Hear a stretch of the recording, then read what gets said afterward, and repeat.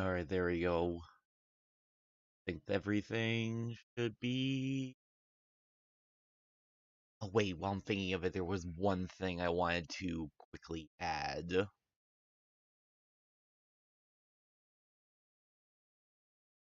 Why do I have glasses on? Because I set that as like... Must have been when I typed the beat? Or it could be when I was typing out that message just now.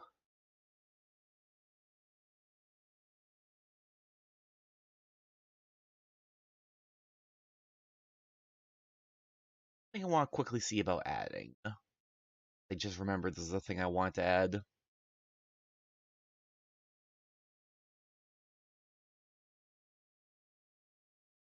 Shouldn't take too long.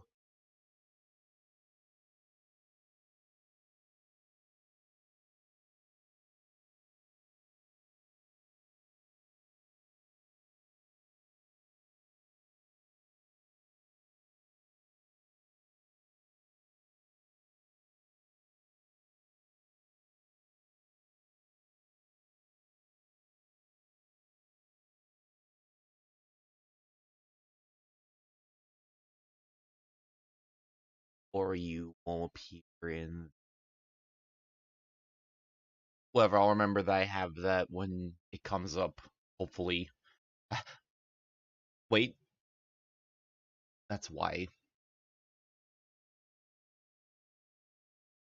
That's why it didn't show up, because it had the need to be an active source, but there's literally a button just to, like, be like, yeah, no, just show me all the sources. Cool.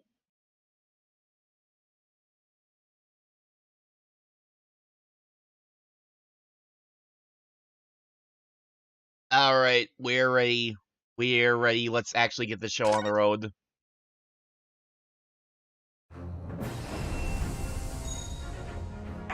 Welcome back to more of the Great Ace Attorney Chronicles.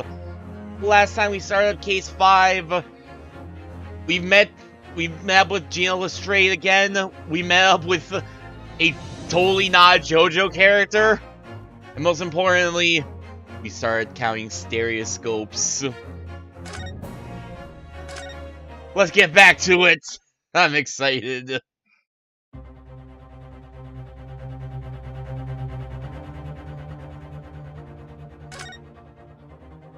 there anything else I can really examine, or is it gonna be like, hey, Mr. Winterbank, watching diligently over your shop? There's still so many things I'm curious about. Somehow I don't really feel like this is the right time to be browsing.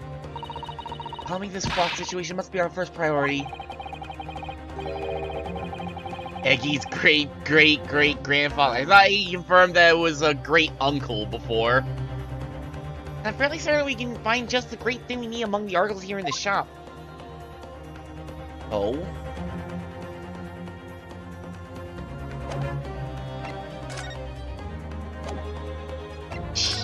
Can we just leave, though?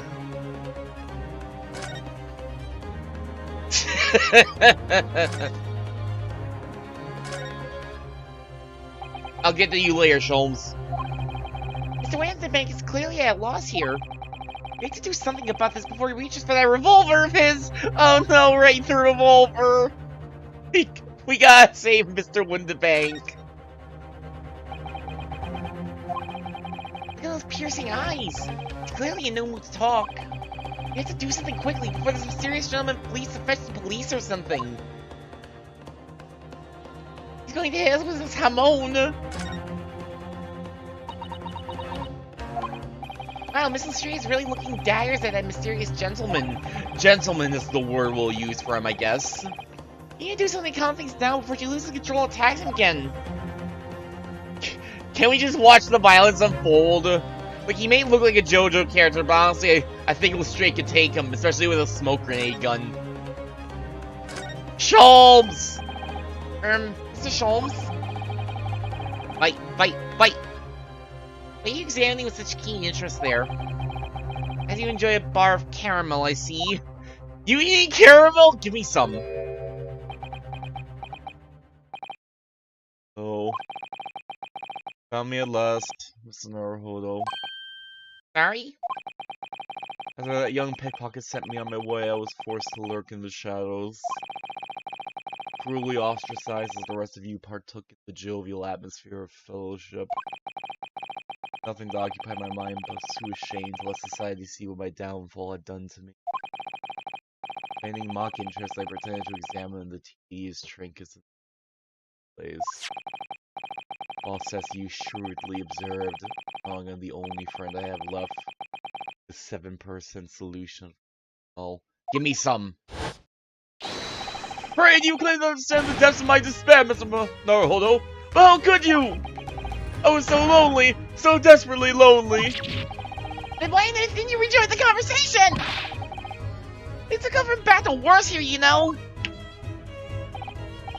Yes, I've heard much of your conversation. Or rather, in my craving for human contact, my ears devoured every word that was uttered. You really were sad, weren't you? Jones, you're being really sad today. Oh, Mr. Sholmes, it was really awful for you. This whole thing started because he's an idiot and decided to take a viola instead of waiting for the dude to come out and give him his violin back. It would seem that my inferences are correct. Oh, surely you're not about to tell us that you've solved the entire case once again? Logic time? My dear madam, sometimes I wonder, were my genius for deduction becoming commoditized? How much could I pawn it for? Means Mr. Sholmes has had another of his flashes of inspiration. Oh boy. Well, Elizabeth will have to resolve the situation between Mr. Straight and this mysterious gentleman. Why are we calling him Mysterious Gentleman? We know his name! His name is Aggie Benedict! What's the right thing to do here? Why is there just an option to leave it? Are you ready for Logic featuring Edgar? Aw, hell yeah, I like the sound of that.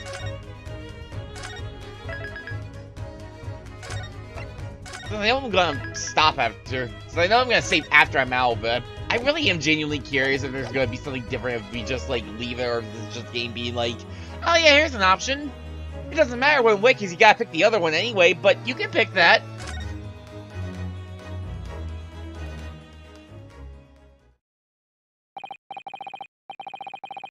Oh, Miss Lestrade, it appears you find yourself in something of a predicament. Where blue blazes have you been, eh? Pardon? With ladies in trouble, a true gent's supposed to be there now.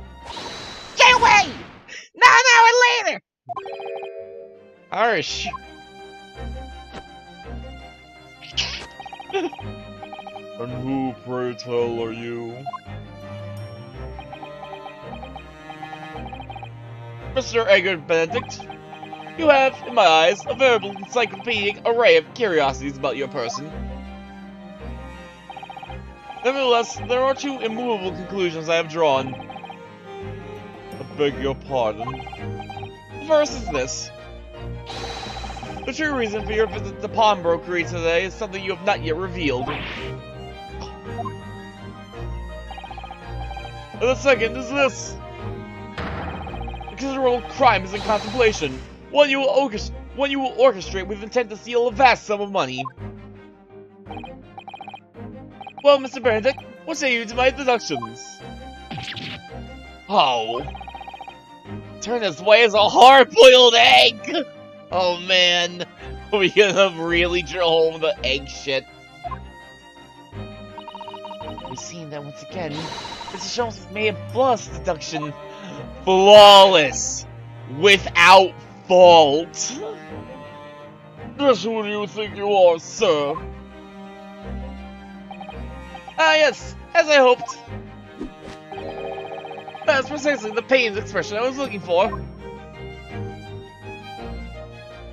Come on. So, shall we begin?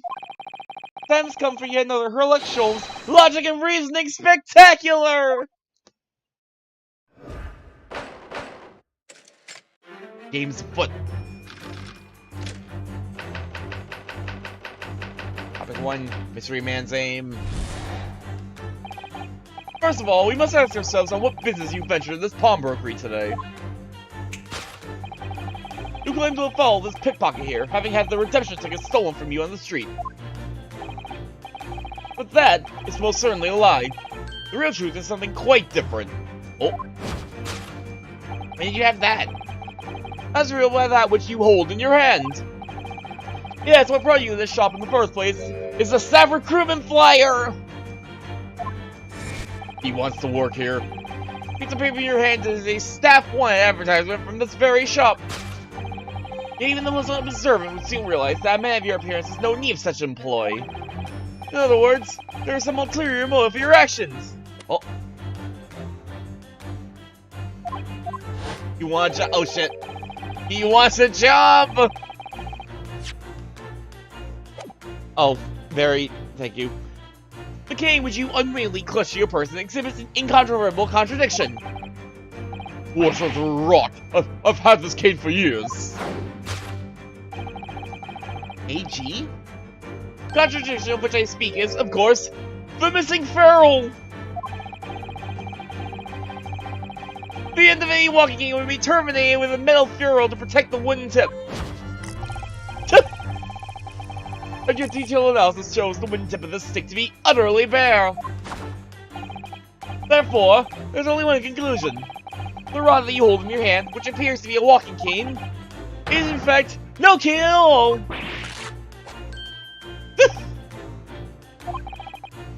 You recoil, sir. Something wrong. Allie? Wait, Allie's around? I did not see her. Hello, Mia! How you doing today, Mia? And in your recoiling, you inadvertently facilitate the answer of the next conundrum to present itself. Namely, what is the truth behind this rod you bear?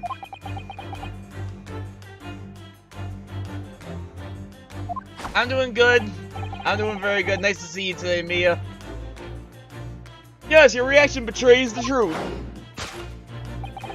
The handle, which you evidently would like to conceal, is the key to understanding this riddle, you see. From the moment I saw it, my suspicions were aroused. What walking cane demands such a stout handle? Mused I.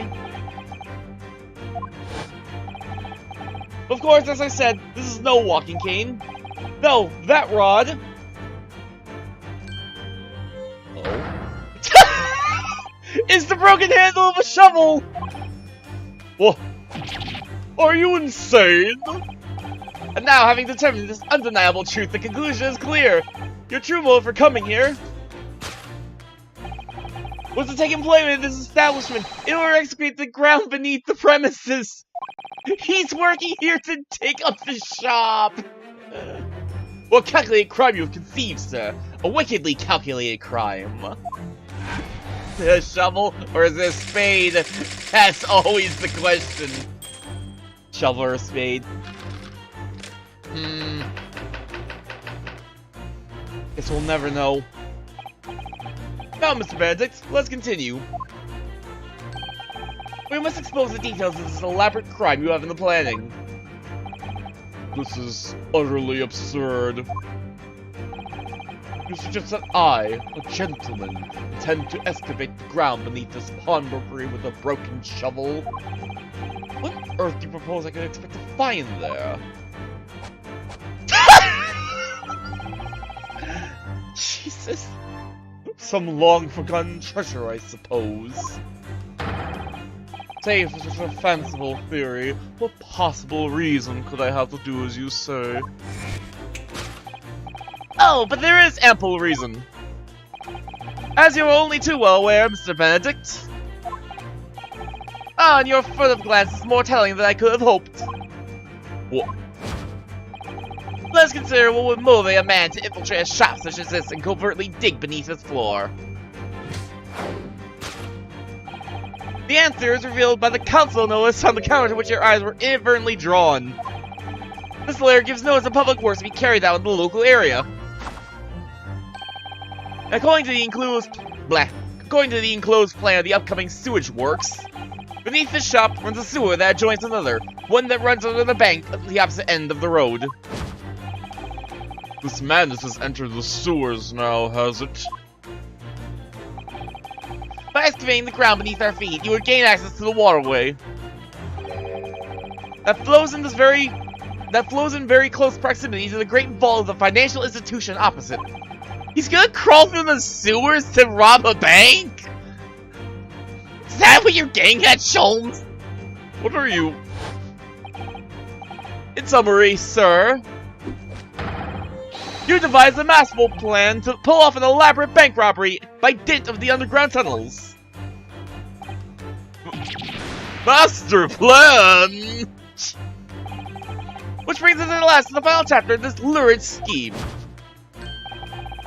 With what plunder did the thief hope to make off from the underground vault of the bank?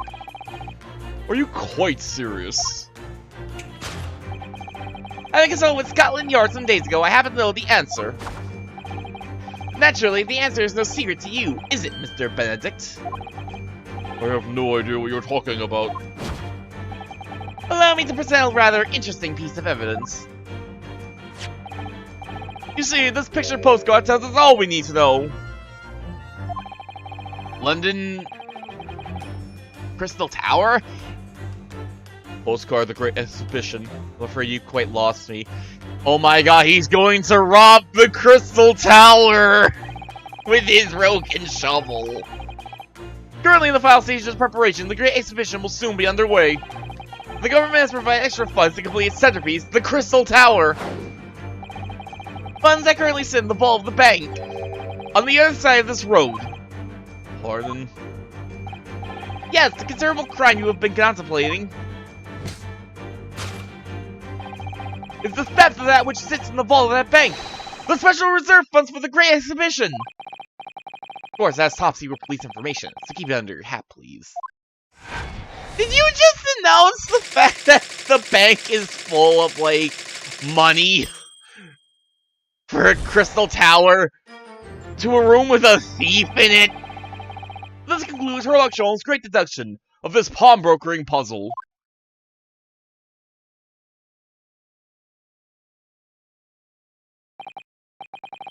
Mr. Sholmes. Well, Mr. Naruhodo, an impressively upbeat deduction for a detective racked with loneliness, would you not agree? Was it true what you said about the bank over the road and what it has in its vaults? Might have just given up government secrets, but I'm sure it's fine. You know, sometimes you gotta, like, completely, like, blow the lid off of government secrets in order to, like, completely one-up everyone with your amazing deductions. Your absolutely flawless, without fault deductions. Indeed, though few know of his existence, it is one of the government's most closely guarded secrets that just blew in front of everyone in the room, including a pickpocket. Gregson told me in the strictest confidence. But you just announced it to everyone here. Rather loudly, in fact. Ah. And it's such a big secret. How did Mr. Benedict come to find out about it? There can be but one explanation for that. Clearly it's because the man's a criminal. I mean, he looks like a criminal in that, like, stupid overcoat that does not match his outfit at all, but... Well, if he didn't know anything about the money in the vault, if he is a criminal, as you said, buying a brand new shovel is sure to be the first thing he does now that you've revealed the secret. Oh. Or if he doesn't, maybe Mr. Winterbank will. He already has plenty of shovels here, after all. On my life! I assure you, I'm not so unscrupulous! Well, hopefully this has taught you a valuable lesson. Sensitive information must be handled with the utmost of care! Sholmes, please. One can never be sure that someone privy to secrets won't disclose them. And once the word is out, it's out! In other words, Gregson was stupid for trusting you with the secret! Perhaps I'll think twice before confiding in you next time, Mr. Sholmes. An excellent idea, Mr. Nerd! Oh, no! An excellent idea! I wouldn't trust me either! Well then, Mr. Nero, you know what to do, I'm sure. Yes, let's listen to this great deduction again and see if we can manage it into shape.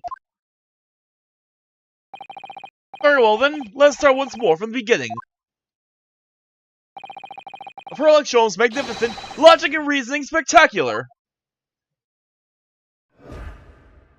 Oh boy. Getting started right off with the logic and reasoning spectacular. Just a warning me if you're still here. I tend to screw around a lot with these. First of all, we must ask ourselves on what business you ventured this pawnbrokery today. You claim to have followed this pickpocket here, having had the redemption ticket stolen from you on the street. But that is most certainly a lie. The real truth is something quite different. As revealed by that which you hold in your hands. First of all,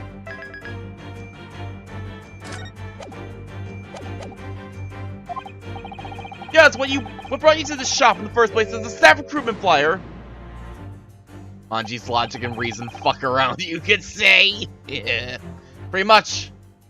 So by Mr. Scholl's reasoning, Mr. Benedict came here in order to apply for a job so he could dig down through the floor.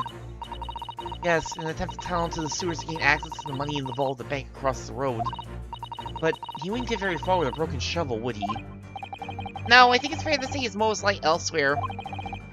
Question is, where? What did bring Mr. Benedict here at this particular point in time? His hat! That silk top hat is whiter than white. Only an English gentleman could hope to carry off something so bright. It looks so incongruous with a black overcoat, don't you think? Perhaps it's the latest London fashion. I mean, that's just guesswork, of course. How about Mrs. Naruhodo? I think you look very fetching in a white top hat. Well, you know, I think it might look rather incongruous with my black university uniform, so...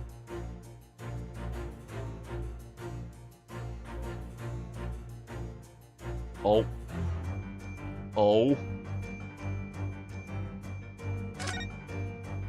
We'll get to that later. Certainly it's a flyer for Mr. Windibank's shop. Let's see. Windibanks wants you! Pawnbroker's assistant required! An eye-catching advertisement, that's for sure.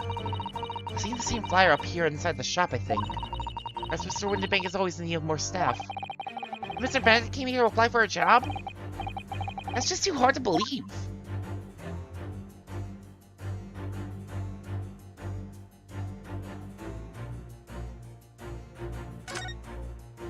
Cane. That's a proper English gentleman's cane, isn't it? Look at the beautifully polished brass in the handle. Yes, but Mr. Scholl's is right. It's not the sort of handle you usually see on a cane. That's just the latest London fashion. I mean, that's just guesswork, of course. Perhaps you could adopt a cane, Mr. Naruhodo. It might rather suit you. Are you calling me old? I have a feeling I may argue with a sword around my waist. We have a sword. We don't need a cane. I'm more interested in the AG on the handle, but I guess that's for a layer deduction.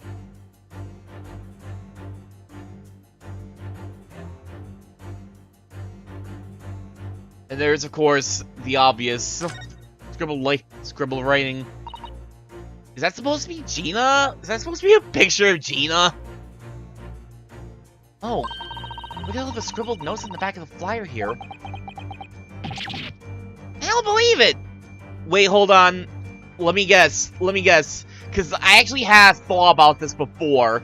I was thinking about this before, and I had the weird thought of, like... This dude comes in claiming the code is his, but Gina's claiming it's for her old man. I had this thought that maybe Benedict was her old man. Like, me. I don't know, like maybe Illustrator was just like a alias or something, but then when I looked through the VOD again, I saw that like she definitely kind of slipped that like she wasn't getting the code in the disc for her old man. She was just like, I found it first, so it's mine. But maybe they are maybe they're the very least partners in crime, because I mean they had like, I figured like maybe they were related since they had like similar hair color at least. I can't actually look at the core record right now to check the eye color as well, but what is it? This is what it says. Name G Illustrate. Height 5'2". Green cap, scruffy waistcoat, grubby white shirt, blue satchel, ragged. There's a detailed description of Miss Illustrate. Goodness. Give me a sketch of her. How? Well, if you show it to her, she'd fire that smoke grenade launcher in his face for sure. Look, details of the shop have been written down here too. The bank's pawnbrokery, Baker Street. Redemption deadline 15th of April. Which is today's date. I heard Mr. Benedict have all that information scrawled on the back of that piece of paper.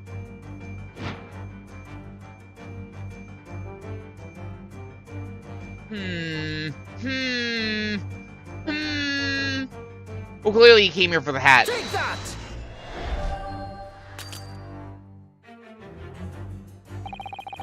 You can't judge a book by its cover, as they say. Someone who appears wealthy may well be poor. Being such a man, you're desperate for money, when you realize you had no real need for your hat. You bought it here today with the intention of pawning it for as much as the broker would give you. What precisely was your intention with that, Mr. Naruhodo? Just following the natural progression of deduction.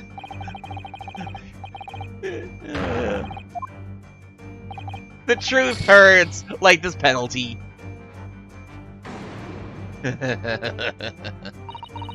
Don't quite understand why this gentleman came to Mr. Windibanks today. I mean, he looked like a smartly dressed man about time, but perhaps he's destitute, really. I really think that's the only explanation. I must stop thinking along those lines, Mr. Naruhodo.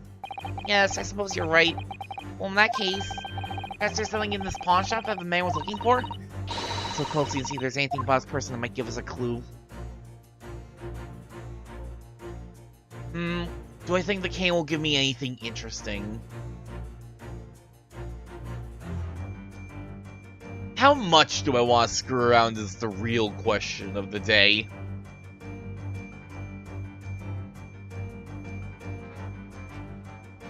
Yeah, I'll get on with this one and screw around for some more of the next ones.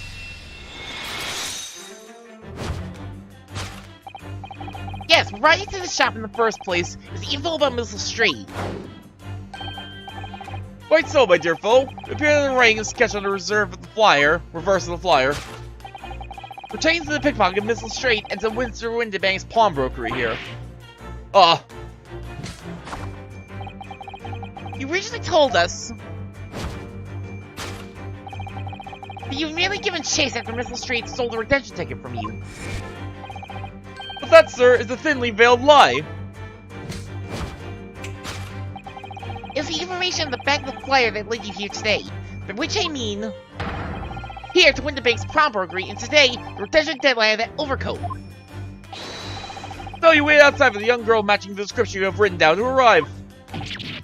And you have gone to some lengths to hide the reason for your pursuit of Miss Lestrade. In other words, there is some ulterior motive for your actions. The cane which you unwillingly clutch to your person exhibits an incontrovertible contradiction. What utter rot! I've had this cane for years. The contradiction of which I speak is, of course, the missing ferrule. What's a ferrule? An old cap commonly found on the end of a cane, Mr. Naruhodo. Ah, the bit that makes a nice clacking sound on the pavement? Yes, exactly. And Mr. Sholmes is right. He appears to be missing on this cane. It doesn't actually look broken, does it? No, it doesn't. But the gentleman certainly did recoil when Mr. Sholmes identified the cane as suspicious. In other words, there's some secret about the cane that Mr. Benedict would rather we don't know.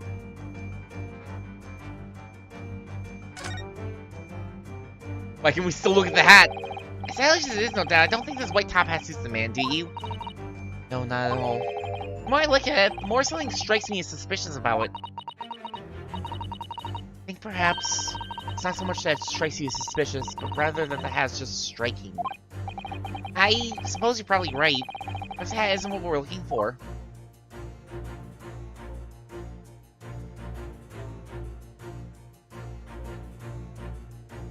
No, screw that. The hat's totally what we're looking for. All this talk about canes. Clearly we're missing the real suspicious part. This hat which doesn't fit him at all. Ferrule is to a cane as a hat is to a gentleman. And while the tip of your cane is bare, the top of your hat is hatted. Has head. Ask you, could there be a more conspicuous contradiction anywhere in the world? What precisely was your intention with that? The truth hurts, like this penalty.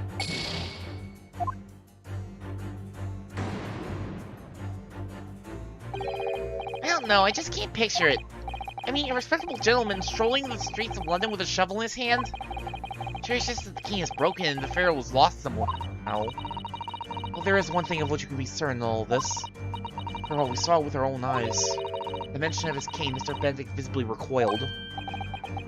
Very true. There's definitely something about this cane that's not right. I'm sure the cane is fine. I'm sure the cane is fine. Look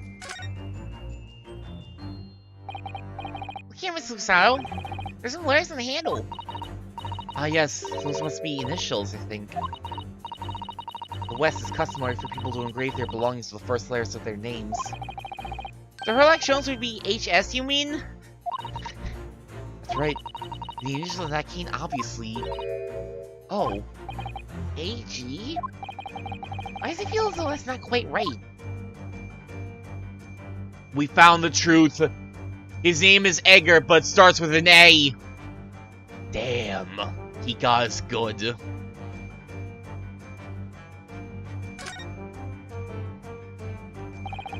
know, this cane is just bare wood. Yes, and according to Mr. Sholmes' deduction, this is where the shovel blade would have been attached. Could it just be that the tip fell off? Sorry, Mr. Nerhope, I couldn't possibly speculate. I don't think we'll get anything interesting by just being like, oh yeah, it's the missing pearl. I don't see anything else to represent, so... Take that!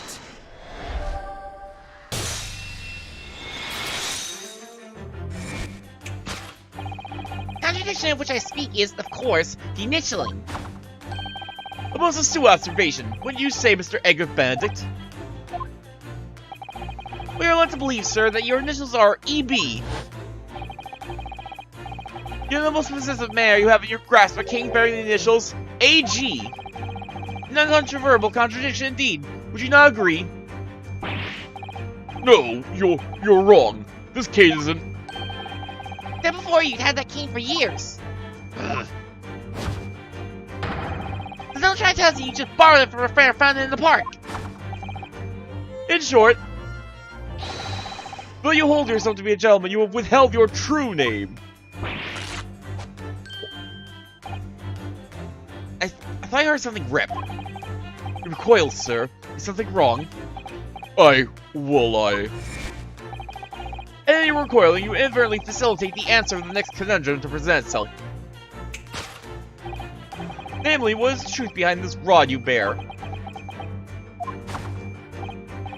Yes, your reaction betrays the truth. The handle which you evidently would like to conceal is the key to understanding this riddle, you see. Let's consider the bare bones of what's happened here. Mr. Stray deemed that fine-looking overcoat. Now, a mysterious man has appeared, introducing himself with a fake name, claiming that the overcoat belongs to him. We know that he actually identified Mr. Stray from a written description. It's just that everything else he told us is untrue. But what we need to do here is not prove that the overcoat can't possibly belong to him. How can we prove the overcoat doesn't belong to him? It's not like it doesn't match him at all or anything.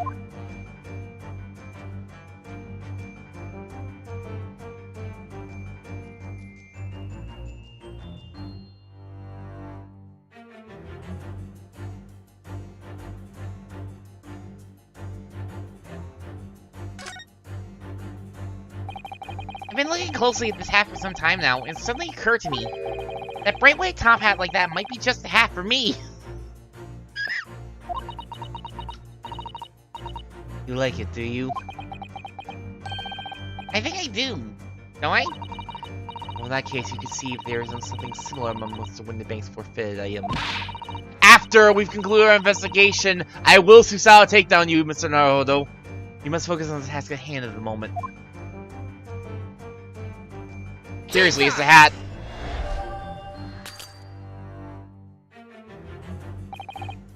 Top hat is far too stylish for your own good! But you might like to conceal it. A hat so conspicuous will always stand out. That's why I'm convinced that it has to be the answer to this riddle. What spectacularly contrived logic led you to this mindless conclusion? Oh, well, it's supposed to be a logic and reasoning spectacular, so I thought I'd contribute to the show. This is my show, Mr. Naruhodo. Kindly perform any peculiar experiments on your own stage. Sorry.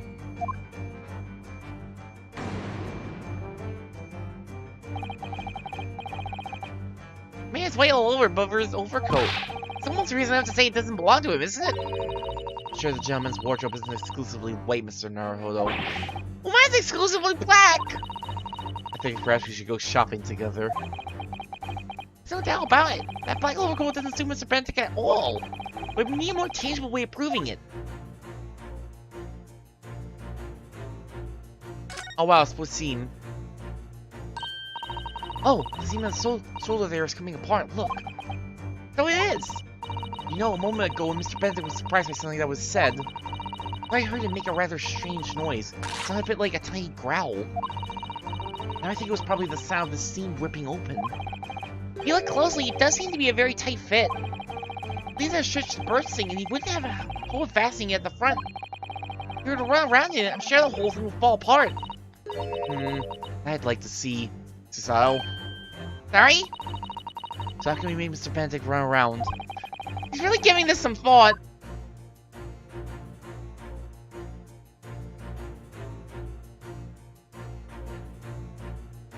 I think there's literally nothing else but the hat and the split seam. Oh no, the handle, but that's literally... It's a rather striking handle for sure. Yeah, certainly unusual for a gentleman's cane. It's like to see such a cane being twirled charmingly by its owner as he skips merrily down the street. You do? Something has just occurred to me. We have a shovel back in our office, don't we?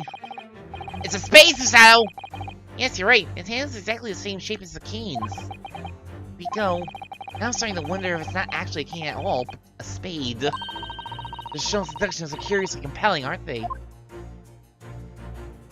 Alright, but I don't think they're gonna get much interesting out of the handle, so... Take that!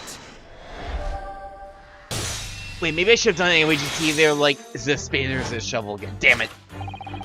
Split seam, which you evidently would like to conceal, is the key to understanding this riddle, you see? Oh. Yes, because the overcoat was rather obviously a poor fit. Like, force it over your broad black. Having forced it over your broad shoulders, the seam is already breaking apart. My suspicions were off from the outset. When you so baldly, baldly? Is that supposed to say boldly? But wait, hold on, I'm curious now.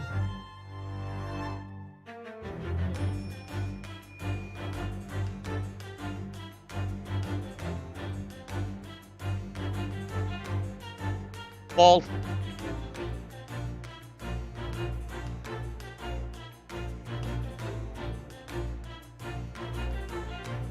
Alright, so baldly is an actual word, it's not just a misspelling of boldly. When you so boldly lied about your name and so boldly waylaid this pickpocket. Oh, I guess I should have. I didn't read past baldly, so I didn't actually see that he said boldly afterwards. Oh! Bald face? Maybe? I mean, he doesn't have any facial hair, but he definitely has actual hair. This catalog of untruths has all been for one very specific purpose. To steal the article that the young girl redeemed from Mr. Windibank. Ah! But what really irks me is this. Considerable crime I initially imagined has been considerably curtailed.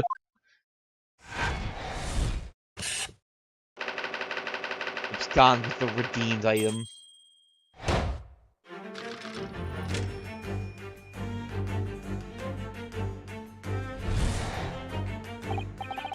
Now, Mr. Benedict, let's continue.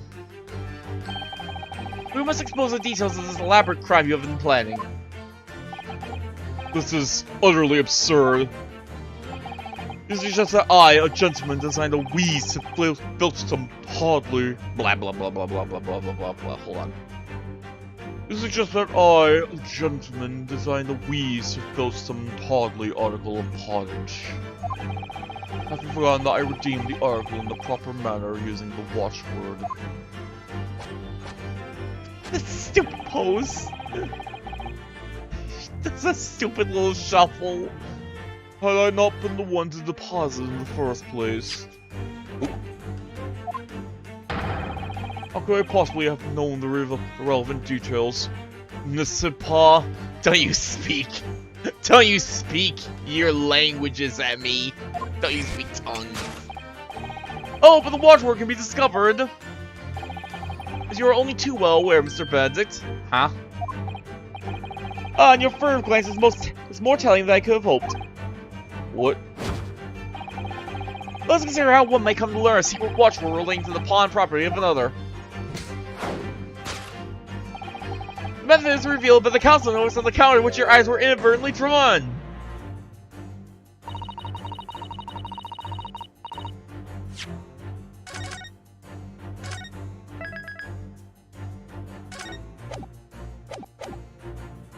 Direction of the deduction must change rather dramatically now, I think. Yes, no more talk of tunneling into the sewers. Which is a pay because it all sounded rather exciting. You wanna try it for yourself, Ryunosuke? Do you want sewer level? You want sewer level in an Ace Attorney game, Ryunosuke? You know how many games I've had more than enough games with sewer levels, thank you very much. Anyway, can't deny that this mysterious gentleman did know the watchword. Yes, Professor. If you didn't know that word, Mr. Winterbank would never allow you to redeem the article. Or looking at it another way, if you did know that word, Mr. Winterbank would allow you to redeem the article whether it was yours or not. The question is, could this gentleman have found the watchword out somehow?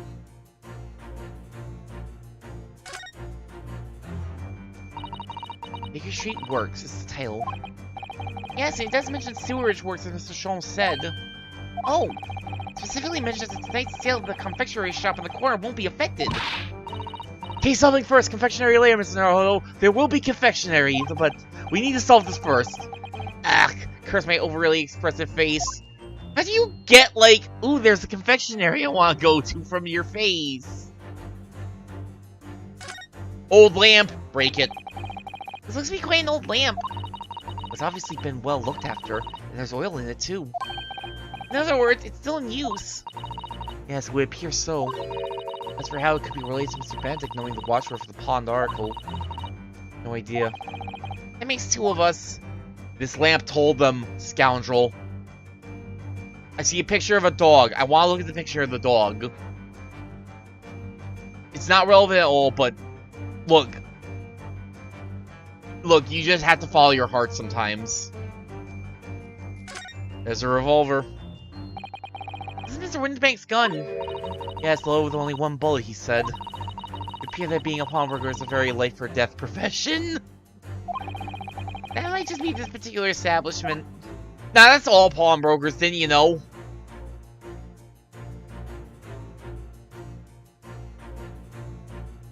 All pawnbrokers are just like, I will carry your stuff, and if I do not carry your stuff, I will shoot myself.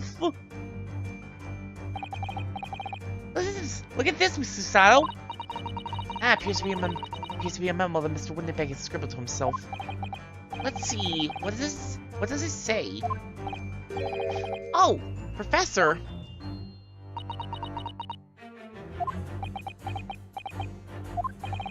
Mr. Winterbank must make a note of the watchwords his customers gave him right before their eyes. And an alarmingly clear script as well. Oh dear, I don't know where to look. Who knows what other secrets I might see? Susao, please.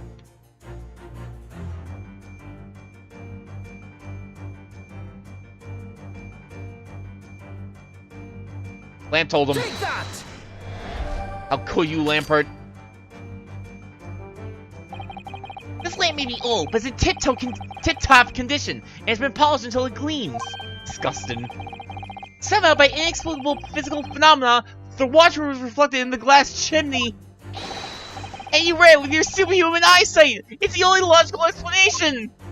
What's particularly controlled logic? Look, we know a lamp. They would totally do this just to mess with us.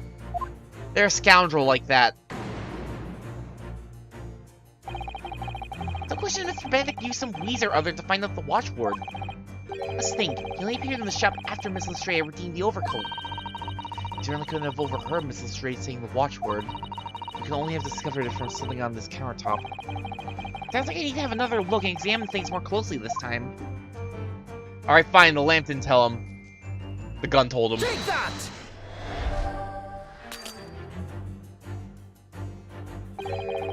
Cursing the broker for information by holding a gun to his head. That's assault! But using the broker's own gun to do it? That's rubbing assault in the wound! That's the worst pun. But somehow, when none of us were looking, you must have forced Mr. Winterbank to tell you the watchword! He put the pawnbroker's own gun to his head.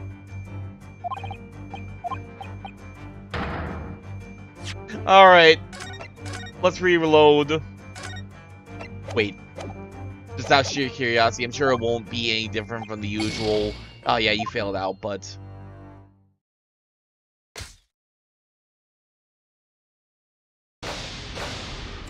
Yeah, that was... I don't think it's ever different. It's not... This isn't Ace Attorney Investigations.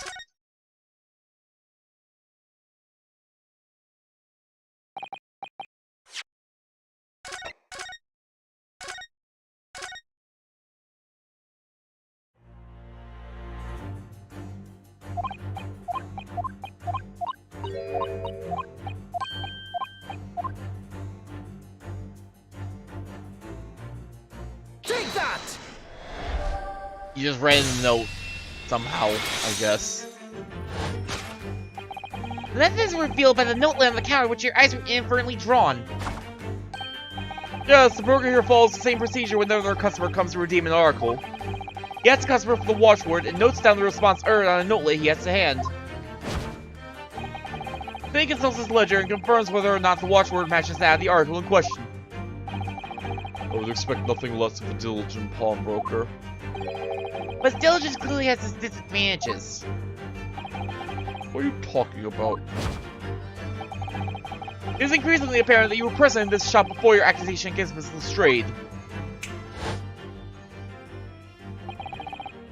Not likely that you followed her inside and observed her talking to Mr. Winterbank. The diligent broker may know the watchword, as is his common practice. You observed him writing the word professor on the notelet beside the ledger.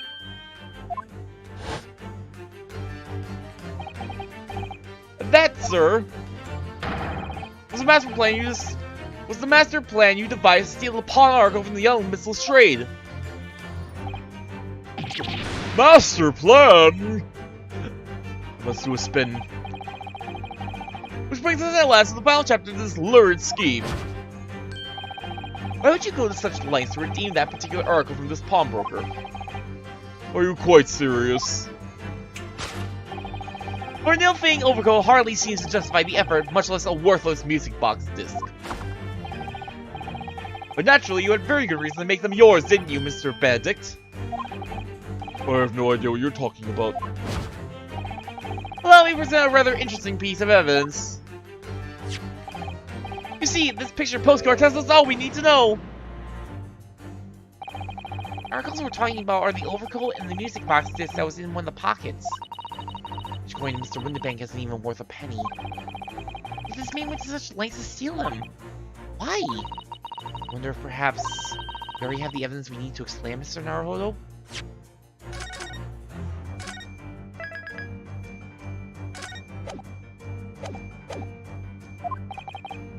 Will we? Really? I better have a thorough look through all the evidence we've collected so far.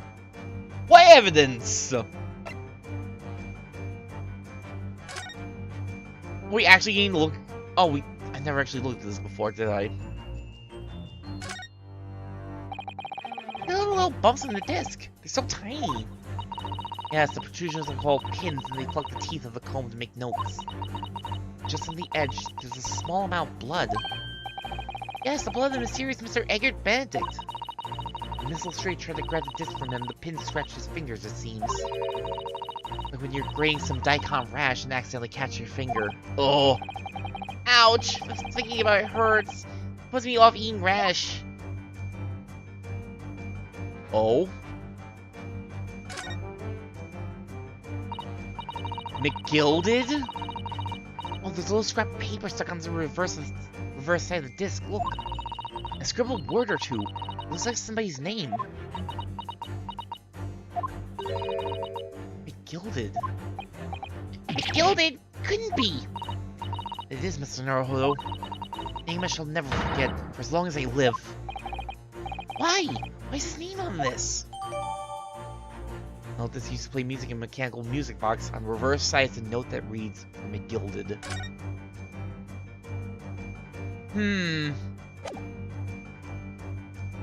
Clearly it's our armband. Take that!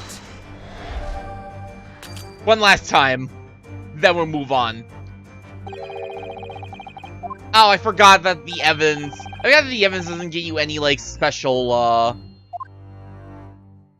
forgot that presenting the wrong piece of evidence doesn't actually get you any special, dialogue. Damn.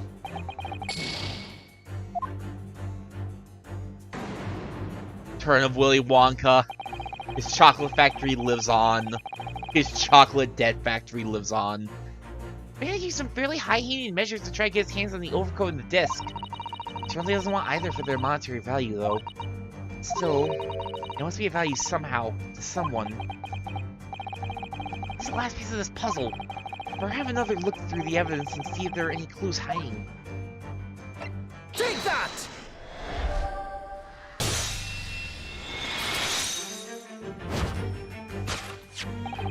You see, this music box disc tells us all we need to know.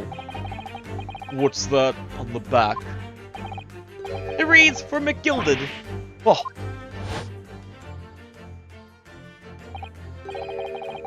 Ah, Mr. Magnus McGilded. The unfortunate philanthropist who perished in curious circumstances at the Old Bailey 2 months ago. A prominent man in London, through his loan-mongering, demonstrated a distinct lack of scruples. So, you're an associate of his, are you? Or perhaps a subordinate? The subordinate is only collecting his stuff 2 months later? Mr. McGilded was a man of unusually small stature.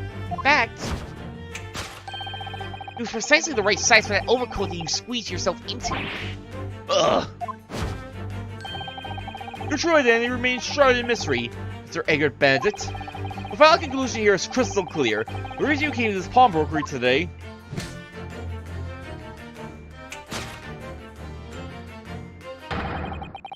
You gave an article behind me, the late Magnus McGilded. Oh! Jojo! Okay. Alright, I am deposited by Mr. McGilded.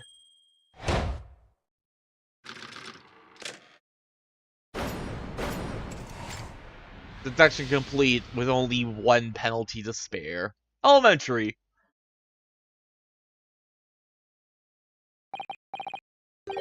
Well, Mr. Magnus McGilded.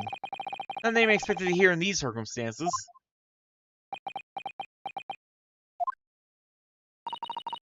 The Sholmes, I'm afraid there's something very troubling on my mind.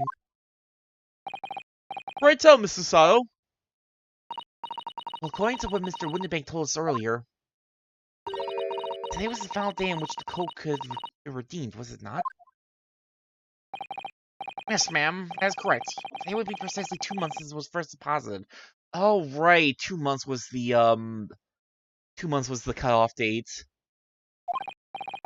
Well, today is the 15th of April, so 2 months ago today would have been 15th of February, sir. I felt carefully recorded in my ledger.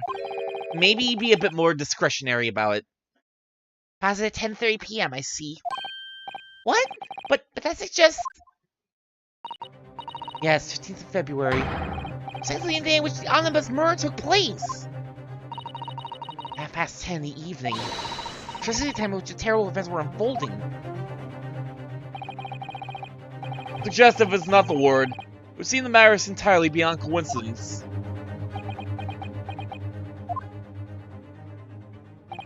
You are, of course, at liberty to make whatever outlandish deductions you choose. However... What?! I must insist you hand over the music box disc now. It would be a terrible shame for you to return to your native lands in a box. You son of a bitch.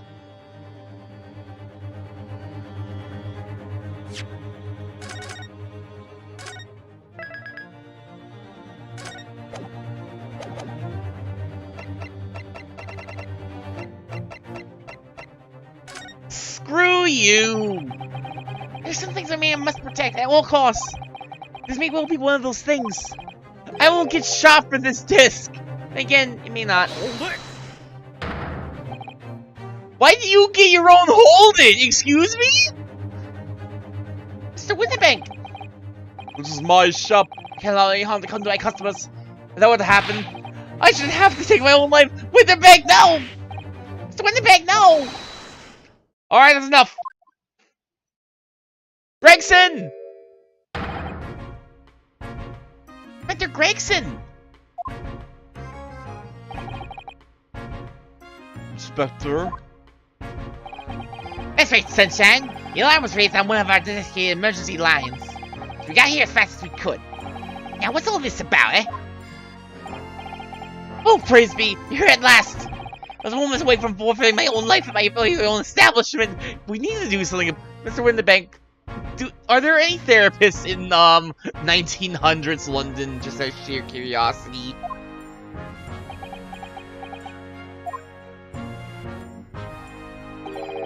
We'll see if you have the upper hand.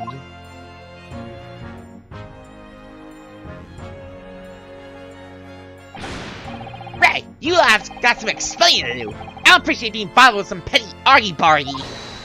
Petty? He pointed a gun at us! The Winterbank very nearly met with his end. By his own hand. Yeah, by his own gun as far as I can tell. Oh dear.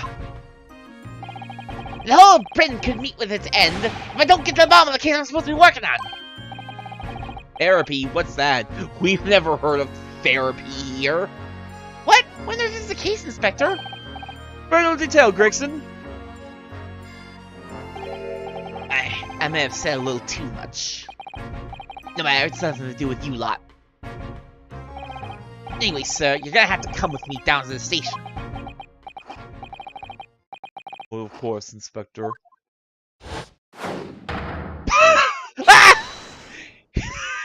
See, just JoJo pose spin out of trouble. He's getting away! Get after him, lads! Whistle be Officer 2! Better not be Rolly.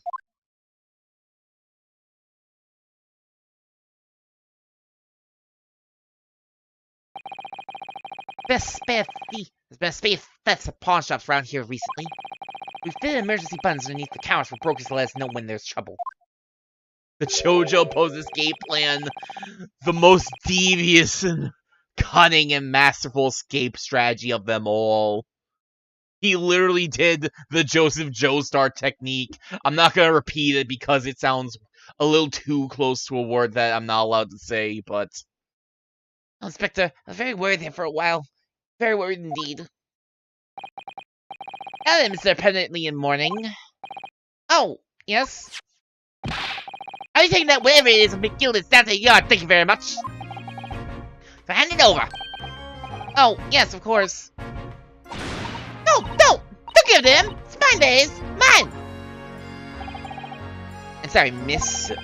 Anything belonging to Miss Gilda has to be taken in as evidence now. As evidence? If the police demand something as evidence, my dear fellow, we have no choice but to capitulate. Blah. It's all yours, Inspector.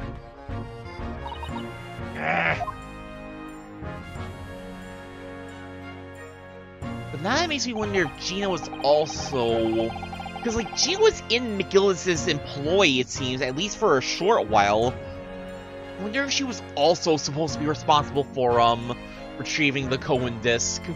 It honestly would make more sense for Gina and, Benedict to be in cahoots, but... that didn't seem to be the case. So he handed Mr. McGillis' disc over to Inspector Gregson.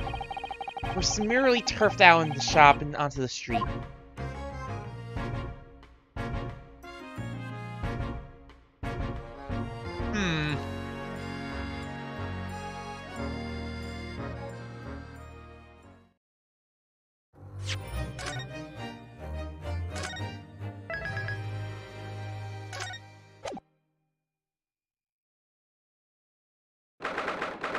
'15th of April, Baker Street.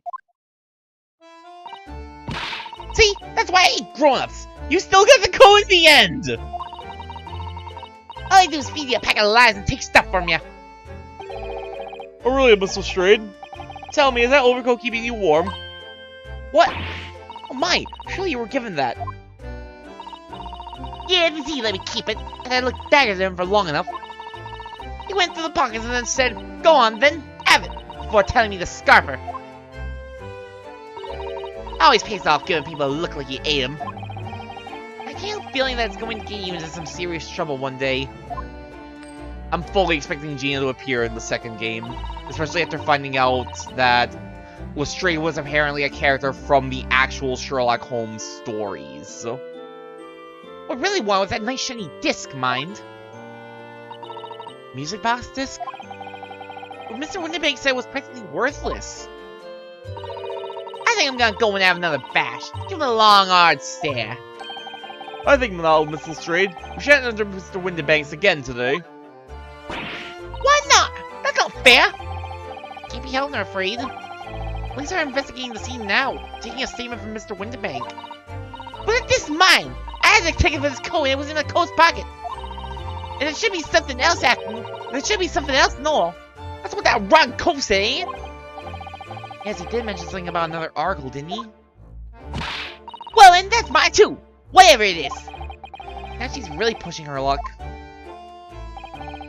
Miss Lestrade, I think it's time to admit defeat. You've had your haul for the day. Yeah, it's all your fault, Sholmes! What are your plans now? What are you done with this evening? Are we really inviting a pickpocket to our house? Eh? Ours will be delayed to cook, I'm sure. That may entertain you with a modest violin recital. Are you finally done being depressed and morose about that, Sholmes? No, ta. Oh? I can run your place, eh? Are you out your air or something?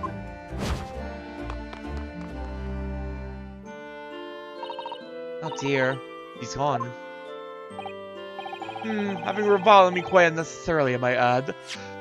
Better check the pockets just in case. Okay, good, our armband's still there. She is not named Cosma Asogi yet. I can't help wondering. Perhaps she might turn up anywhere. Interesting. When she's had a chance to calm down, I think there's a good chance she'll decide to come. Very well then. I'll inform my that place for our potential guest at the dinner table this evening. And one more thing. I should be glad of your company later too. Sorry? I believe I'll have a rather splendid surprise to show you. Oh, exciting. What is it? You gonna play the violin for us? Who shall have to wait and see? I knew I wasn't welcome. I'm going. No, wait! Little Lestrade! We've all been eagerly awaiting your arrival. Blah. God. Haven't we, Iris?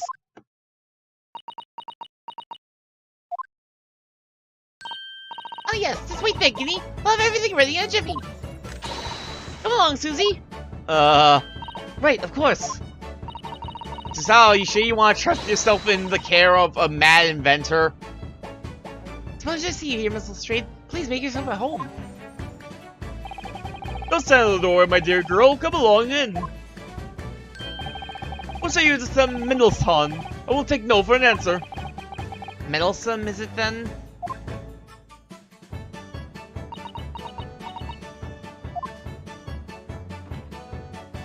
Oh. How do you feel about cats?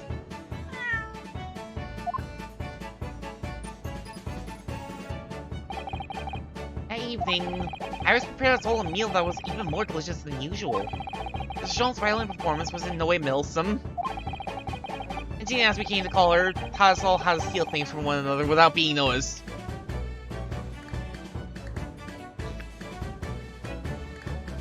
We're really learning how to become great thieves in this episode, aren't we? Everyone thoroughly enjoyed themselves, well into the night. And we totally did not talk about the whole Susao knowing the title The Hound of Baskervilles ever again. 16th of April, 9:34 p.m. Neighborhood's legal account. Console and see. Bleh.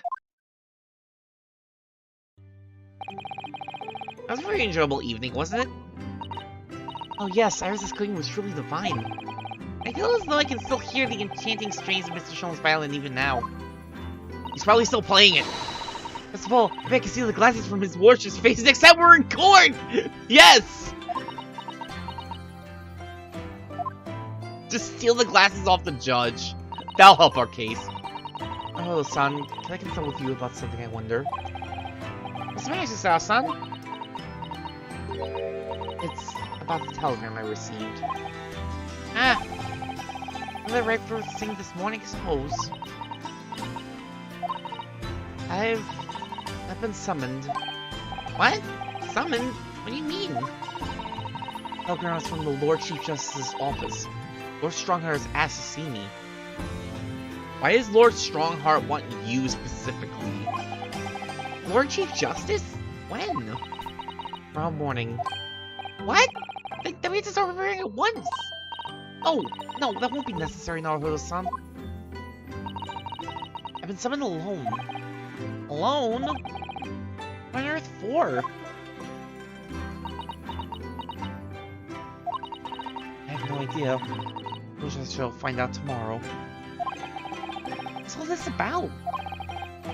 Whatever it is, it's making me feel very uneasy.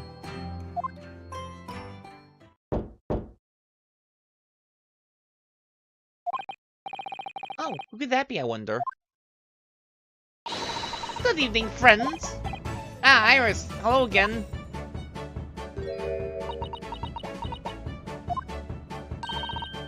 And Gina too, still being tsundere as always. Shall we teach you a new word, tsundere? Yes, Gina's going to stay with us tonight. She's going to sleep in with me. Isn't that right, Ginny? Well, yeah. Oh, lovely. Let me make a pot of tea.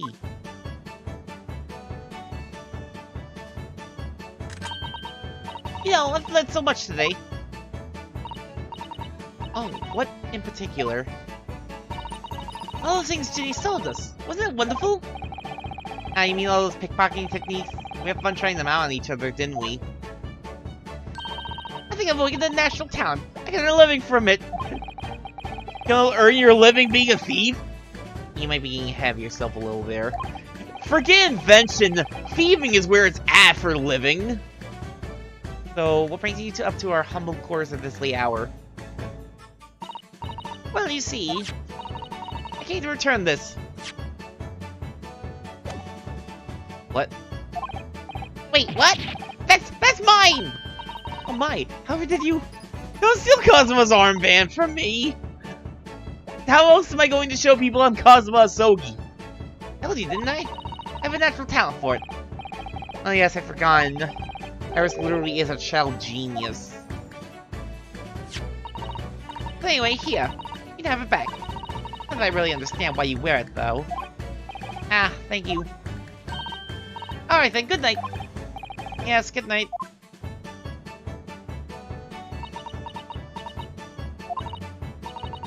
So this is your office, is it? What do you think, Ginny? I think I wouldn't fancy me chances with a lawyer what lives in a place like this. Yes, me too! Wow, this place is a dump! I wouldn't hire you guys! Seems as though Iris here still has something she'd like to talk about. Suppose probably wants to talk about the manuscript. Yes, I suppose she probably does.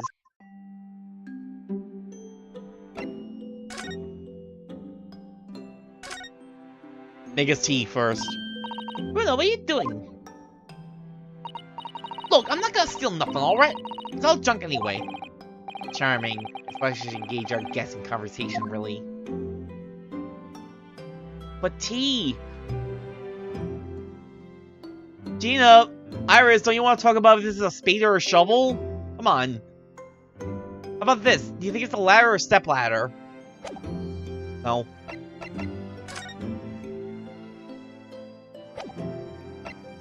Pretty sure she'll just say the exact same. Well, I mean, she just stole it from us. Here, you can have it now. No, it is the same thing. Bah.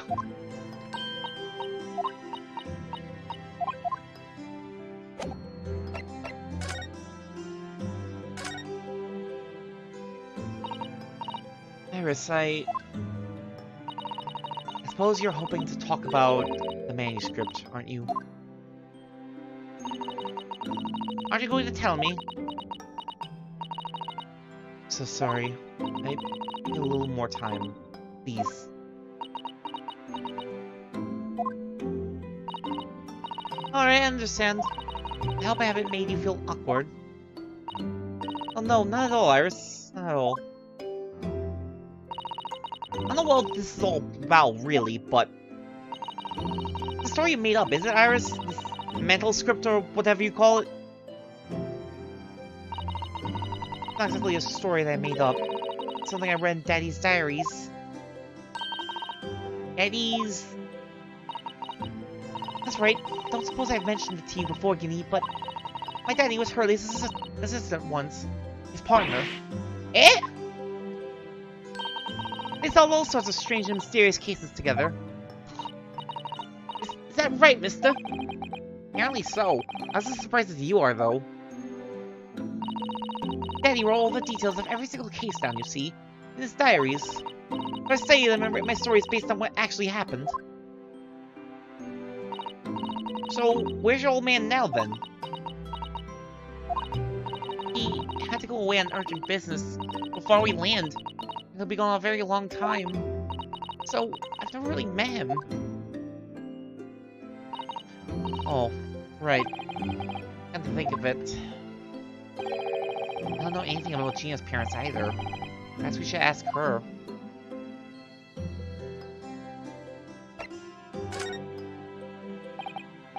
Iris, this Hound of the Baskerville story. I take it it's another tale inspired by your father's accounts? That's right. I thought it was fascinating. It's different somehow. In the other cases, I mean. Oh? How? I don't really know. It must be special in some way. Because after I'd written and I showed the manuscript to Hurley, he turned as white as a sheet. It was the first time I've ever seen him like that. Maybe you have to say this after you toil over it for so long, Iris. But this story must not be published at this time, under any circumstances. Why not? It's one of my best works! I'm not at liberty to say, not now. Please do not ask me.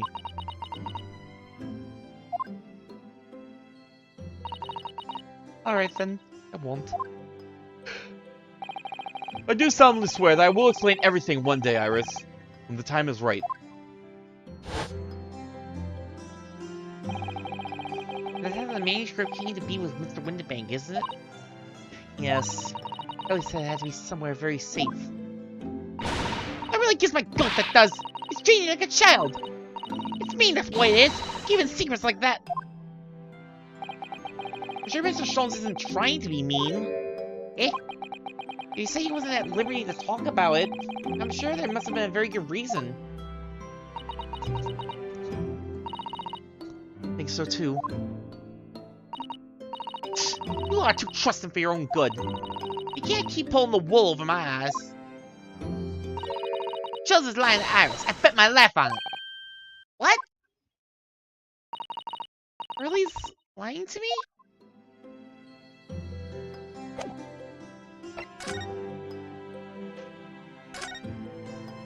Okay, you're just standing off to the side then.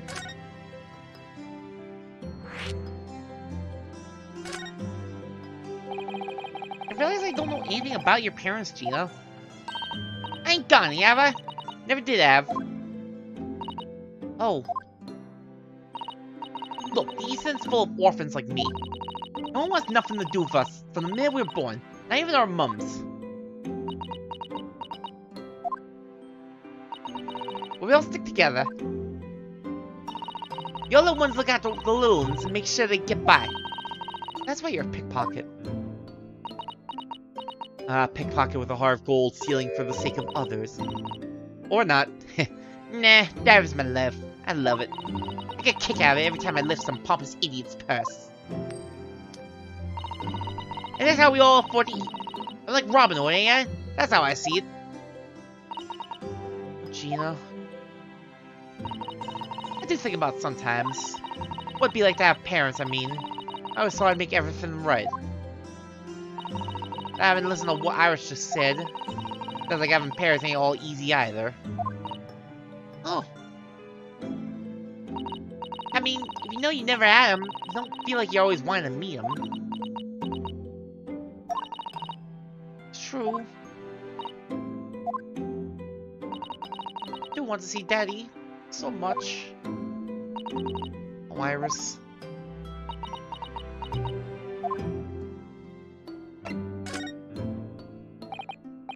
You know, what did you mean when you said that you know Mr. Sholmes is lying to Iris? Well, he reckons he popped that mail script or whatever, right? Come on, that's obviously a load of rubbish. Oh my, why did you think that, Gina? Simple, that store was really an old Winterbank storeroom. There's no way someone from halfway around the world, in other words, you, could know about it.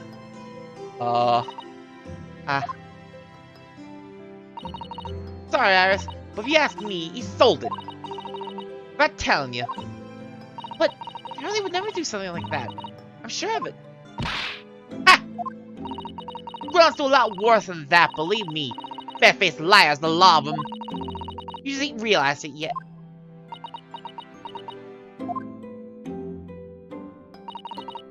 Telling ya, that mail script ain't at Winterbank's. Soon see if you had a look. Even if you think you can trust him, I don't. That shows is a liar like the rest of them. I'm honest. I have wondered if Hurley's telling me the truth sometimes. See? Oh, but I don't mean that I think he sold it. I mean, I sometimes wonder if he may have hidden my manuscript somewhere. Somewhere I don't know. I know it's wrong of me to doubt him. Don't be too hard on yourself, Iris.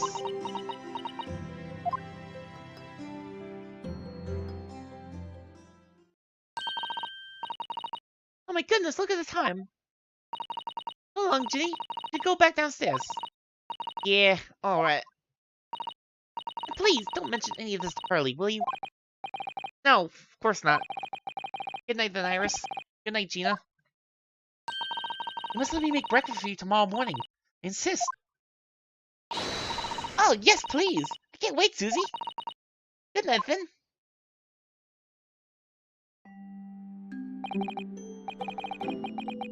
Iris, it sure is easy to forget, isn't it? That she speaks just like an adult. Down, he's still just a child. He's still just a child with a degree in medicine and inventing smoke grenade guns and cat door makers. I think it's time I turned in for the night too, Mr. Naruhodo-san.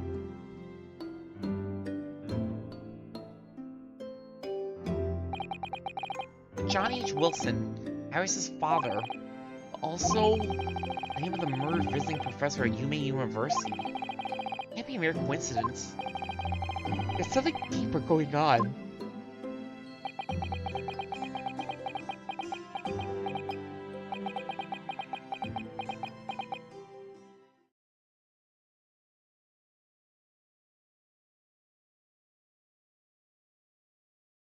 Naruhodo. The Naruhodo. That voice. That's the Sholmes. What's going on? In the middle of the night. This middle of the night. Blah. Crystal strayed. She's gone. Yeah? Honestly, that's not really shocking. She's supposed to be sleeping in Iris's room, but her bed's empty. Well, she's an independent young woman. She probably decided to go home, no? I think not. Speaking to her before she retired, I received the distinct impression that she was looking forward to breakfasting with Miss Susato. No, I don't believe the girl's gone home. I've been waiting for over an hour now. For an hour? Oh. If you'll indulge me, look out of the window, my dear fellow. What's this about?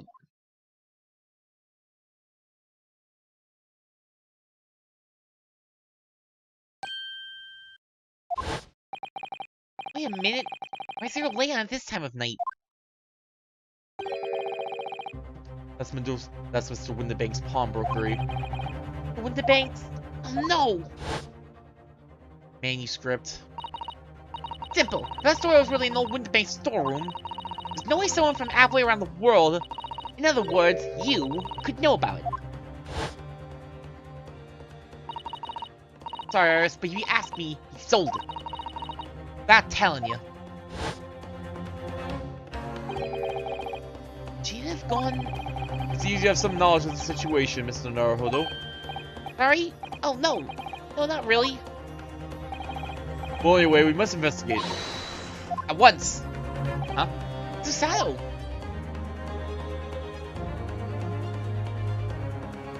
To wake her up too. 16th of April, 1:14 a.m., Baker Street. Door window banks. It's open. And the lamp is burning. Break it. Must be Gina, mustn't it? Let's hope it's nothing more than. Let's hope it's nothing more sinister. What? Come, there's not a moment to lose. Clearly something is afoot inside. Black, inside.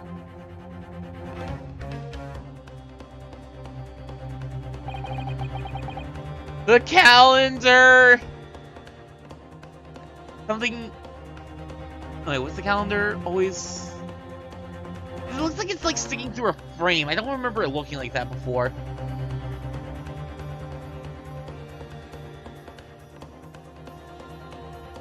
I feel like there's also a birdcage out place, but maybe I'm just only now seeing all this. I didn't pay close enough attention to the surroundings before. No one here. Oh yes, there is. Ah! Ah! It's the Shelves! It's the Shelves! What the? The Shelves been shot? Leave me, Mr. Naruhodo! But after them, go! Right!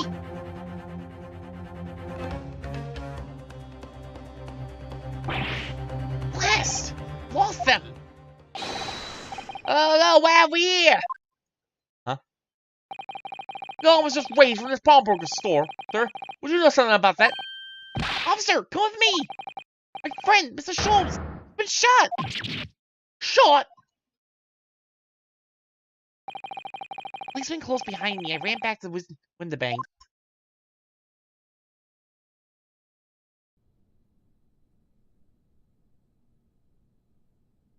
Huh?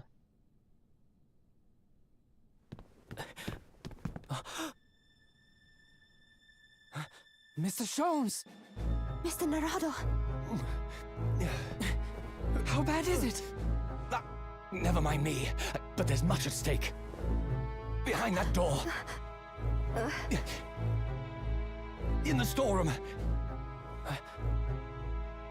Hurry!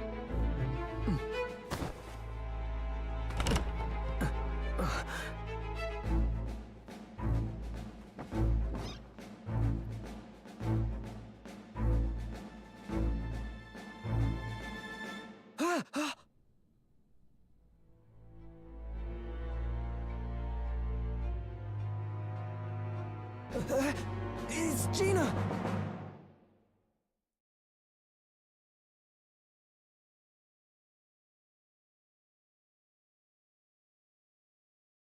Huh.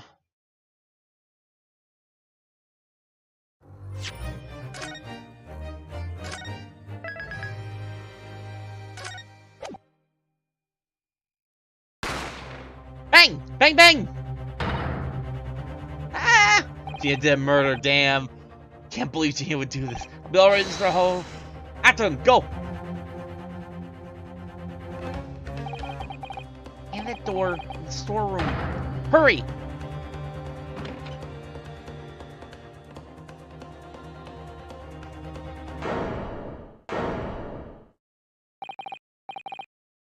It's Gina!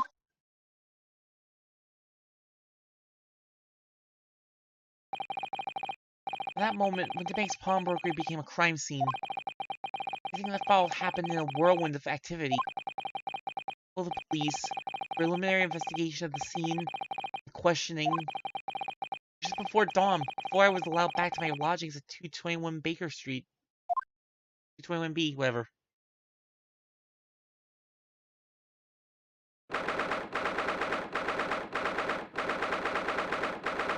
The 16th of April, 6:21 a.m. Naruhodo's legal consultancy. Oh, Iris. Iris! Yeah, your friend's a murderer. Sorry here. Sorry for your loss. Telegram came. Well, said it was way at home. Oh, yes. We asked one of the policemen to have it sent. It was simply impossible to come back. When I woke up, I was all alone. Charlie and Ginny were gone. Everyone was gone. What happened, Bruno? Poor Iris. She's trembling. Trying very hard not to let herself get too worried. I'll explain everything that I know. Something awful has happened, hasn't it? Yes, I'm afraid so.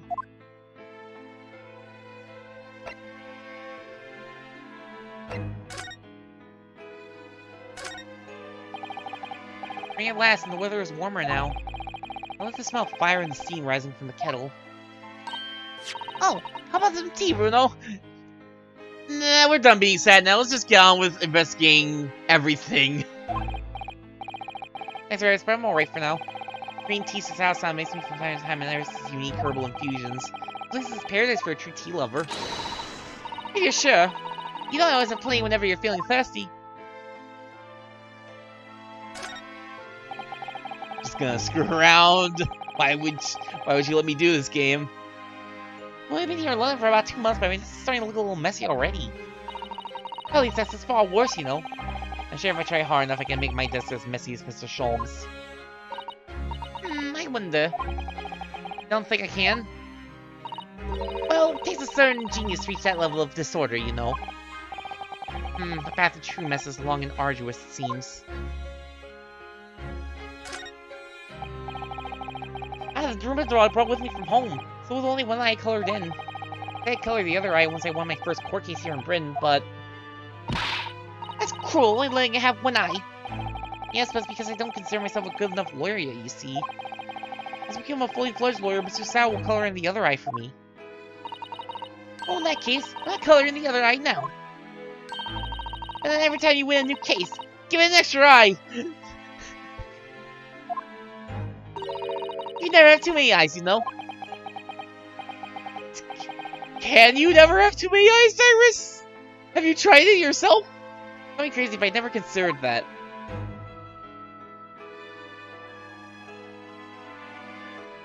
Just have all the eyes. Just become Novell, I guess. Oh, this looks like a telegram. Bell is ready. It is, but you mustn't open it. Not under any circumstances. Alright, I won't. Now then, let's see. No! What did I just say? You mustn't open it. She's not gonna open it, she's just gonna X-ray vision it. Don't worry, I won't. With the special concoction I've developed, I'll be able to see through the envelope without having to open it. No, that's not allowed either! Oh, I'm sure it's something important. The geniuses sure can be mischievous.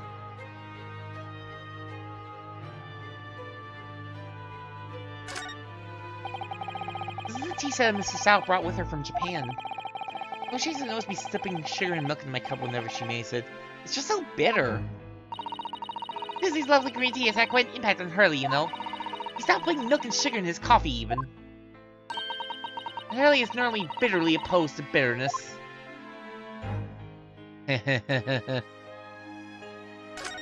So, how do you feel about shovel or spade, Iris? The spade has been here since we started renting the place. Oh no, that's not a spade, that's a shovel. Ah, you're a shoveler, are you? I feel you picked me up on that. Oh no, I think it's something else entirely. Now I've dug myself into an even deeper hole. Hell yeah.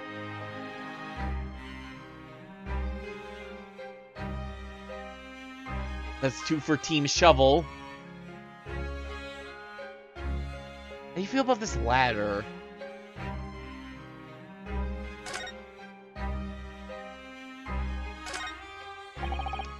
You know, I've never seen inside Mrs. Sao's room. I haven't so much as put my head around the door.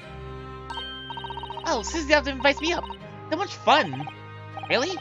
What's her room like? I can tell you that. Oh. Young Man's private chamber is a place of bittersweet secrets, you know? Have I heard that before? Well, some things are the same the world over.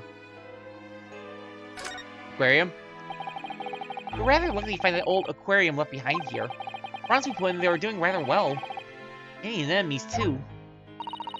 Apparently, tanks like those were very popular before I was born. Oh, you mean they're not anymore?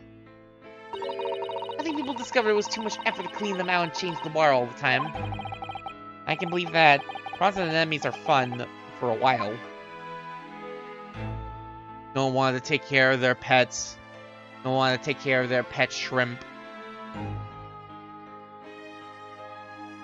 I suppose a girl named Iris would be very accustomed to the idea of not wanting to take care of your pet shrimp.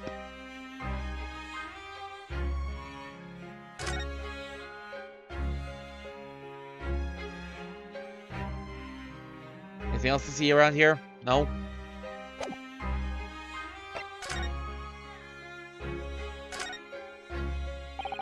Sorry to have to tell you this, Iris, but Mr. Winterbank is dead. He was shot. He was discovered in the early hours of the morning. Oh, yes, I had a feeling. You did? I saw all those police carriages pulling up outside the shop. There's something must have happened there. We entered Winterbanks in the small hours. We disturbed a gang of 2 thugs. They ran out into the street and I chased after them, but got away. So it was one of them who shot Mr. Old Winterbank, I suppose? I don't know, but that's not what the police believe at the moment. Oh, why not? Arrested someone else as their prime suspect, you see. No. Guinea? But why? Well, the thing is... No! Jay wouldn't do something like that! I know! No one thinks she did it. Why did they arrested her? Because that's how the police work in this universe! They see a person who's, like, mildly suspicious at the scene and they're like, it was you! And they just take him in and we have to do a wild goose chase. We have to do a wild court case to be like, no, it's not! You have to present 20 pieces of evidence, and even then, we need someone else to take the fall for it. I'm sorry, there was nothing I could do.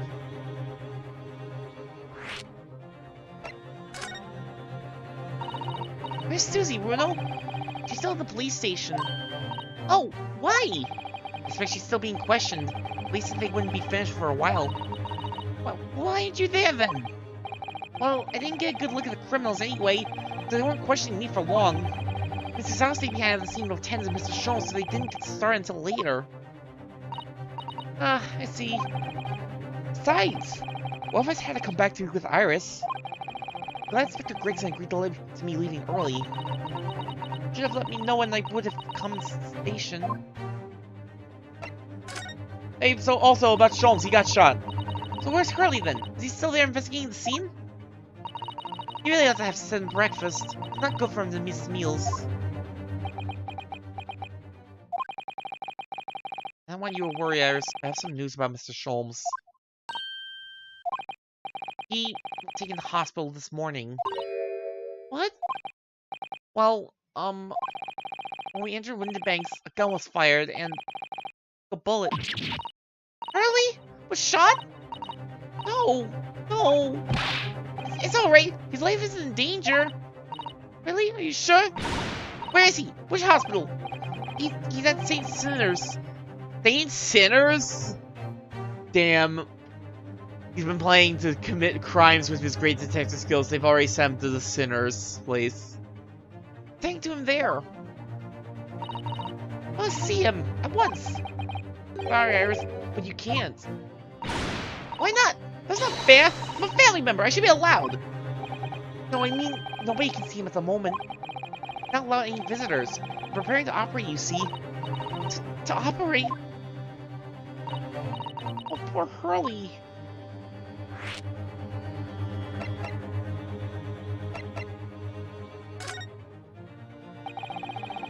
The 2 thugs were in Mr. Winterbank's shop. They shot Mr. Schultz when we disturbed them, you see. It's pitch black inside the shop at the time. Mine went totally blank, I'm afraid. I just froze. After them! Go! After that, I ran out into the street, but... well, they were long gone. I shouldn't have hesitated. I'm so sorry. It's my fault. Let them get away. think that's a very good thing. Sorry? Well, if you see which way they went and chased after them, you may have been shot as well, Bruno. On top of everything else, I couldn't bear that. Oh, Iris. Speaking of on top of everything else, I don't understand why you were Ginny. It's not fair. What about the two thugs that were at the scene? Why aren't they the prime suspects? After all, they shot her like dead, didn't they? Iris, we just talked about this! No! I mean, Mr. Schultz isn't dead, Iris! Ah, this is all so horrible. I guess Mr. Winnipeg was found on the floor in the storeroom where he keeps all his deposited articles. The room door is locked from the inside. Locked room mystery! Never enough of those! I see. It wasn't Lloyd there. He was found next to him on the floor as well. No! According to the detectives who investigated afterwards... Don't tell me, there's no one else in the room? Yes, exactly. How'd you know? It's the only explanation. Yes, the only explanation indeed. What do you mean by that, Bruno? Well... what can I say? Damned if I agree, damned if I don't.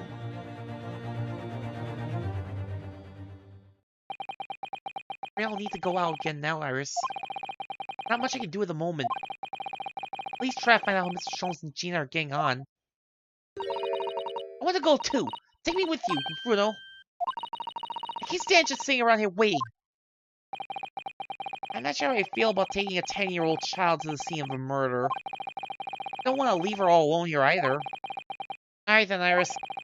Perhaps you can help me? Oh yes, I'd love to. He is in the prison. Mr. Sholmes is probably in his hospital bed. Okay, we the crime scene. We need to conduct a thorough investigation. I can see you're ready for action. Imagine Iris would appreciate going to the hospital sooner rather than later. Well, too bad. We do things my way. You tell me if we should go there sooner, I'm gonna leave it for last.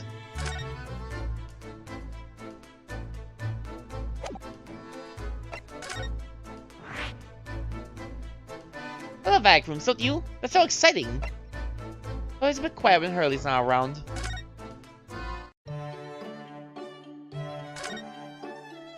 Oh no, we can investigate everything in here. Why would you do this game? I was very comfortingly in the gray again today. Very different feeling to a Japanese hibachi somehow. Well, he's been wearing as disguises recently. He's been dressing as a woman, mainly. Really? Mr. Sholmes dresses in women's clothes? Ryunosuke. Yes, you see the lead in that photographic print on the mantelpiece? That's Hurley! He's quite stunning. Oh. Was that? Huh. These are all mementos to Mr. Sholmes' past cases, I think.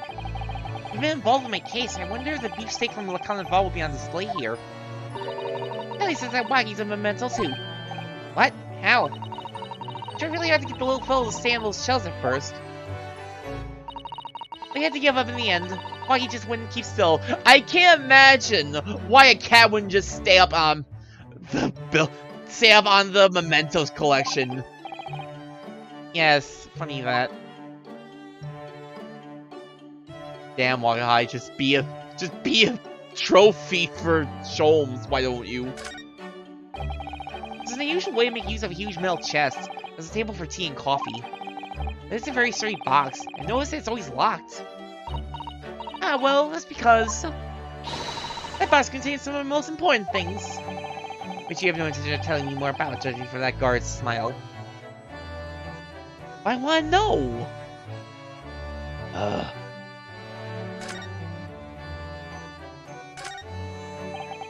This is where you note down ideas, isn't it, Iris? Let's see, what does it say today? Ah, the Boscombe Valley Mystery. We visited the Boscombe Valley recently for a picnic, you see. But I forgot to bring the tea. When Hurley became thirsty, he decided to drink from Boscombe Pool. He gave himself an awful tummy ache. Mr. Sholmes, please. Oh dear. Hurley sat there miserable as can be in that field of flowers after that. Just like when you saw him yesterday. It really is an unsavory tale.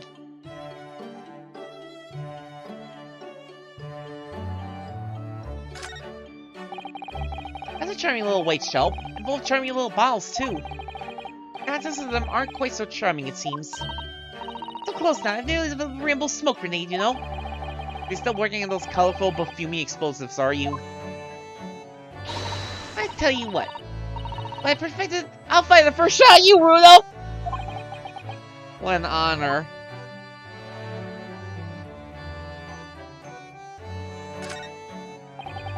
Come to think of it, I haven't seen you doing much writing recently, Iris. The paper already set up in the typewriter, I noticed. As if you're about to start. I've been a little bit stuck for a new story idea, actually. Well, you could consider using what happened to Mr. Natsume, perhaps? Oh, yes! That's a fabulous idea. A great tale has just popped into my head as well. The Adventure of the Catty Man. How's that, Runo? No response. How could you, Rinosuke?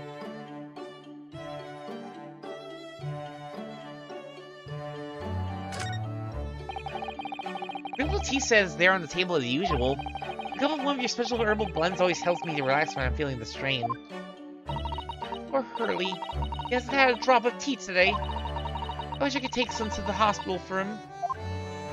Hint, hint, hint, hint, hint, hint, hint, hint, hint. You get the hint yet, Runo?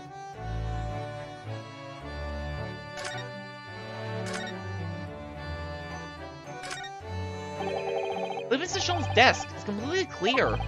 Looks totally different without that enormous machine on it. Kelly lives in an absolute mess all the time. He never notices when things go missing. A giant ass machine! Even Mr. Jones doesn't notice that huge lump of metal is no longer there. Surely. At the same time, Sholmes has shown us his penchant for memory issues.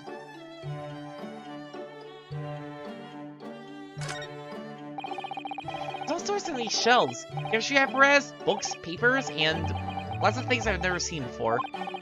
Oh, he's up so high, I can't help feeling that the whole lot is going to topple at any moment. Yeah, this Harley does tend to overload the shelves. That's one way of putting it. I looked something up in one of those books the other day, you know? It was so tightly crammed in, he gave up and went out to buy a brand new copy instead. Yes. Look at this violin. That's not viola. That really is Mr. Shone's faithful performing partner, then. Stradivar, the Strapiscar, the Scrapifarius. No, it's no good, it's gone. The virtuoso's violin that he found on pawnbrokers and managed to buy for next to nothing. I hope Hurley gets well soon. I miss hearing his violin playing already. Oh, Iris, I'm sure he will.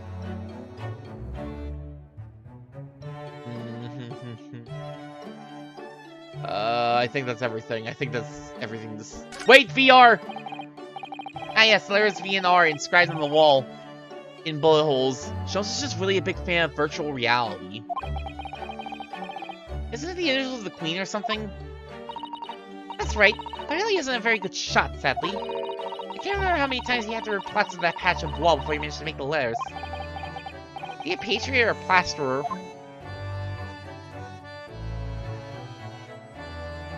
That's why VR is just hung up on the wall there. He didn't feel like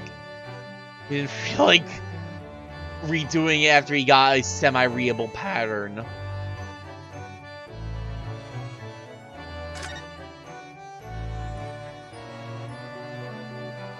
Everything? I think that's everything.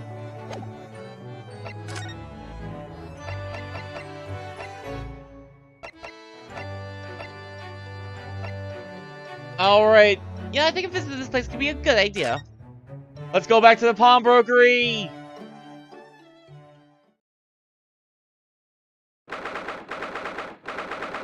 Yeah, no, I think I just didn't really pay close enough attention to the pawnbrokery before. No! Yes!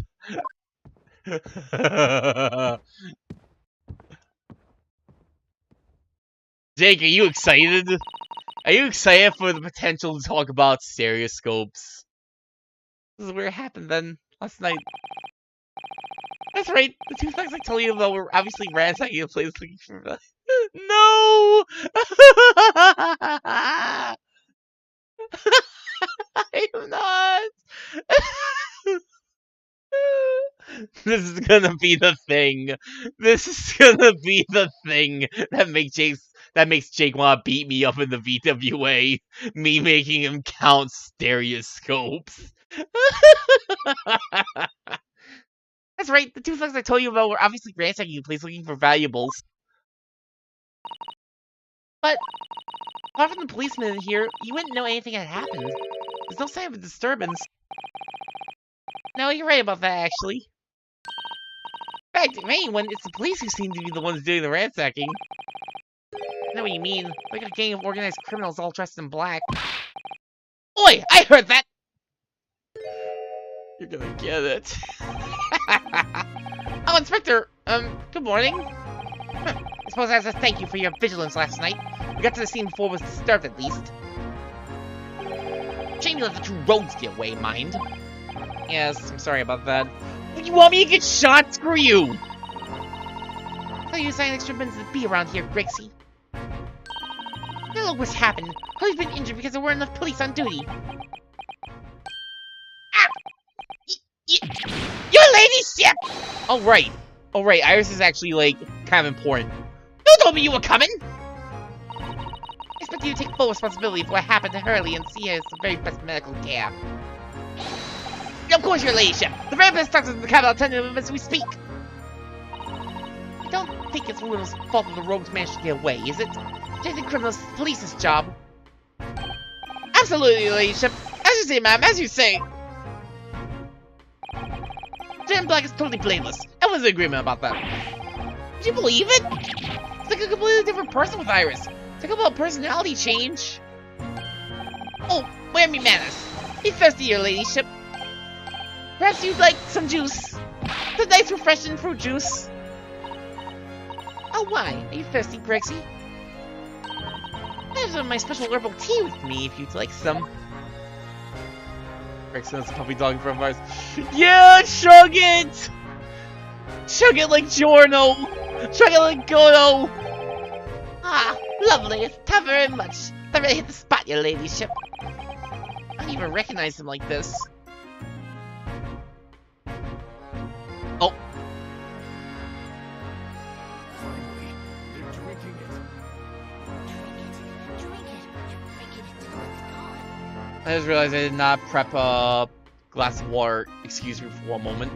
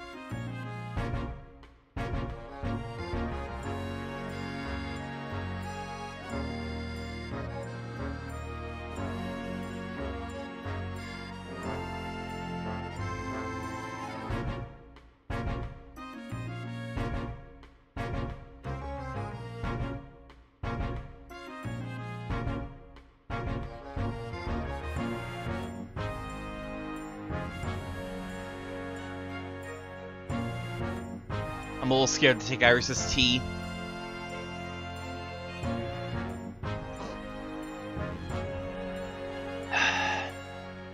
Thank you for the hydration.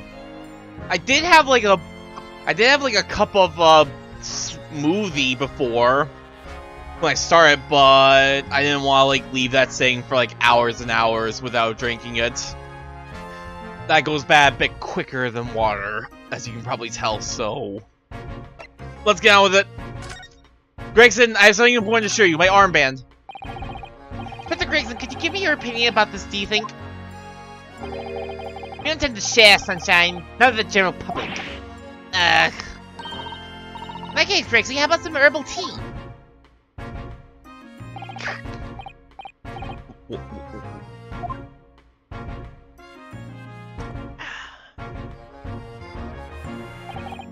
Ah, lovely. Thank you very much. That really hit the spot, your ladyship. You don't mind sharing that, then?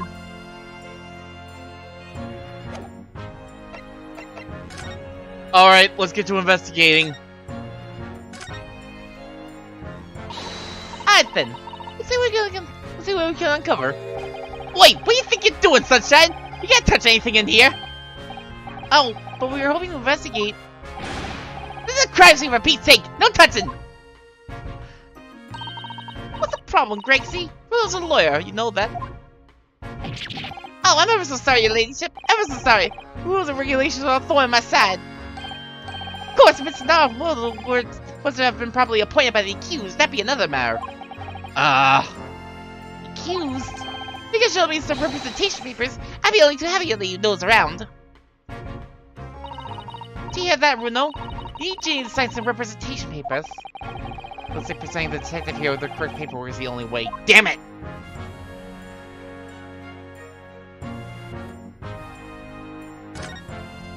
Bobby? The officer's been staring intently at the wall since before we came in here. Shh, keep it down! Oh, sorry. There's a major clue just here. Really? They must tell Gracie at once. As soon as I report, that'll be it. Be stuck here even longer. Stuck here? What do you mean? I haven't been home in 2 days already. What? I need another constable to relieve me and take over my shift. They really have a tough time, the British police. This doesn't stop us investigating, though, does it? No, I suppose not. I'm fairly sure it was the calendar he was peering at. Don't get to look. At least they're scouring every inch of this place by the look of it. Trusting for the order to examine every article in the shop and every ledger and book of accounts. Every article? But that's a ridiculous amount of work, surely. I've been hot at it ever since the shop was declared a crime scene in the early hours. Sifted through it all in the shifts at least, but still. We'll be working through the night, that's for sure. And even then we'll barely have scratched the surface. I mean, the pawnbrokers. Must be every policeman's worst nightmare. It's every copper's worst nightmare, you know, crime and pawnbrokers. I can tell. Oop.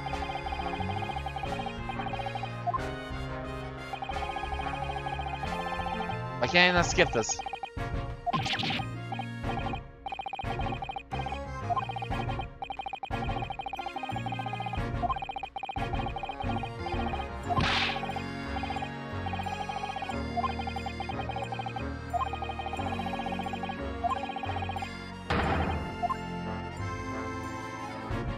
We already couldn't skip any of that. I knew it was all the same, but... Oh well. Can I at least talk to you about stuff? Like her ladyship? I couldn't help noticing, Inspector. What? Out with it, Sunshine! Well, there seems to be a marked difference between the way you talk to me and Iris.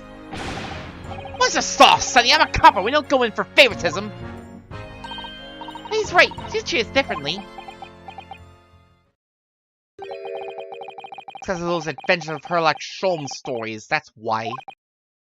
Oh? I crop up in it, do I? Inspector Tobias Gregson.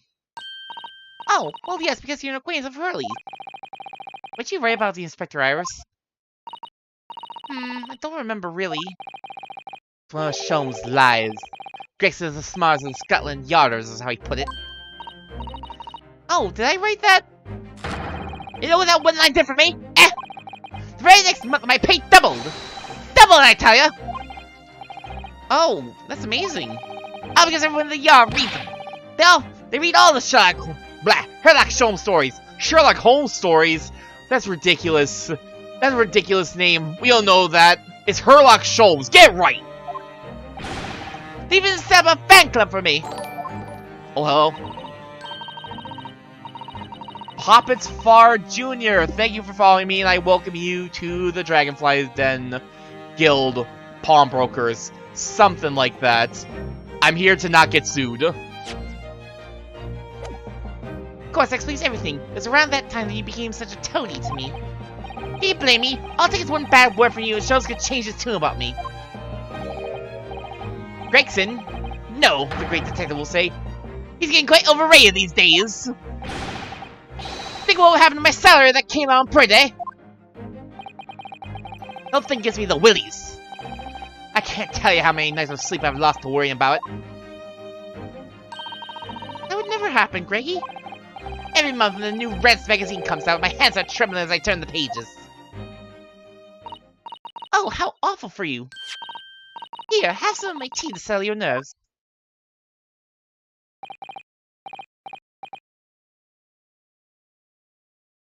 How many cups of tea do you have during every investigation? Just out of sheer curiosity. Ah, lovely. How very much. That really hit the spot, your ladyship. Teetotal. Now back to me, Chips. Can you tell us anything about Mr. Sholmes? What's his condition? Sorry, I'm not at liberty to divulge that information. Galen Yard matters are strictly confidential. Well, I know he's being operated on at St. Sinners. Why can't I see him? I'm family, you know. I'm terribly sorry, your ladyship. It's the hospital's policy. No visiting at all. Oh. The bullet must have hit an artery in his midriff. He's lost a fair bit of blood. No. It didn't seem too bad in the first hour or so. But a hemorrhage like that is to make even the one and only Sholmes pipe down. This Sholmes is a human like the rest of us, you know. Anyway, he's having emergency surgery right now. You've got to stop that bleeding. But he will be alright, won't he? I'll be able to make him better. Of course, your ladyship. He'll be ready as rain before you know it. Really? How do you know?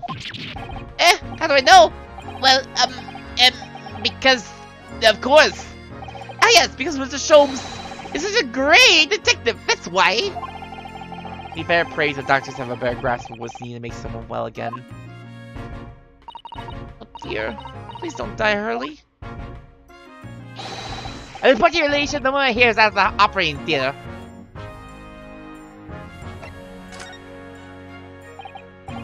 So, how is the investigation going, Inspector? Nothing to it, really. Very simple case, this. There's some very definitive evidence. Just with the charge of that diver we arrested last night, in fact. Gina? You're going to charge her?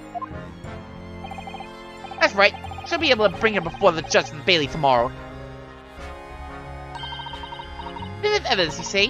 What is it? Come on, show me. Your ladyship, as much as I wish I could oblige you, I'm afraid. Ah, I see. You've already captured the pair of thugs who broke in here last night, have you? What the? And you're going to put them on the stand as witnesses, are you? How could you? How? How can you possibly know that? I have a feeling, that's all. Remind me never to try to keep a secret from Iris. So, you've arrested the two men who shot Mr. Sholmes, have you? Well, yes. They were rounded pretty quickly by the lads on the beat. And Miss Lestrade is being held at the prison? She should be. That's so much she hasn't looked at the key from the funeral, of course. Oh, yeah. That's what I was supposed to be talking about, actually. It's an hold up. Yes, what is it? Got an important message for you. Clean forgot about it until now. An important message? I wonder what it could be.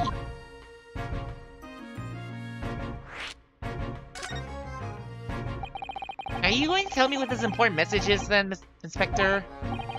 Yes, but that young lady who's normally by your side. Your assistant. Yes, Susie! Is she alright?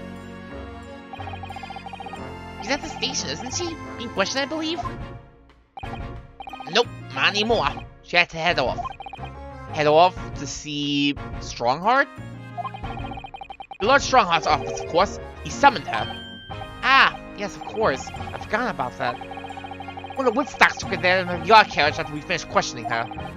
She asked us to tell you she didn't have the fare for the return journey and to go and meet her there. Great. So we're her pocketbook then. Got nervous in Scotland Yard's a blooming messaging service. I see. Well, thank you for passing that on, Inspector. Why does Susie have to go to see the Lord Chief Justice? She didn't tell me. Better head over to the Lord Chief Justice's office to fetch her straight away.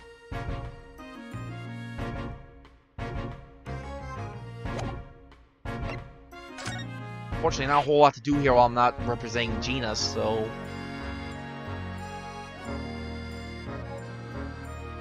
Takes off the hook for now regarding stereoscopes.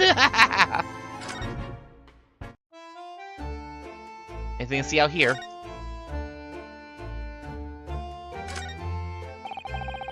Sell Scotland Yard carriage outside Winterbanks. Never imagined we'd be investigating a case so close to home. Poor Iris, she's very upset by all this. Forever, I hope. We'll see. Maybe for today, but we shall certainly see. Sorry, I was there. I should have done more. None of this is your fault, Bruno. Please, don't apologize. But it's the criminals who are to blame for all this. So let's investigate and work out how to catch them. Yes, you're right.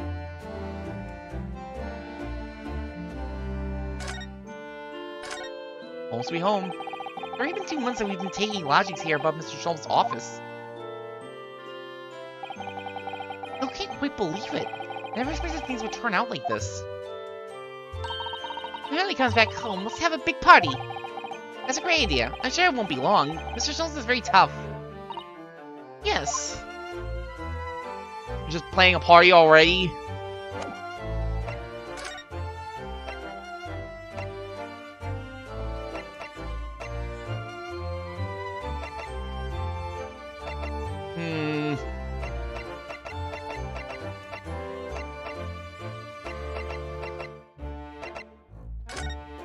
Let's go without Susie for now. 16th of April. Local prison. Cell 13. Lucky number 13! Still got that overcoat on ya, huh? Hello, Gina. Why did they let you keep the smoke grenade gun?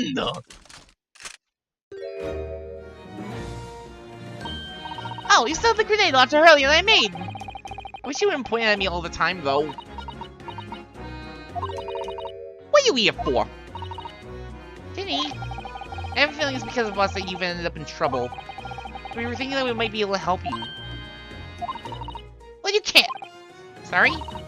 You were. Get lost! Don't be like that, Ginny. No, you didn't do it.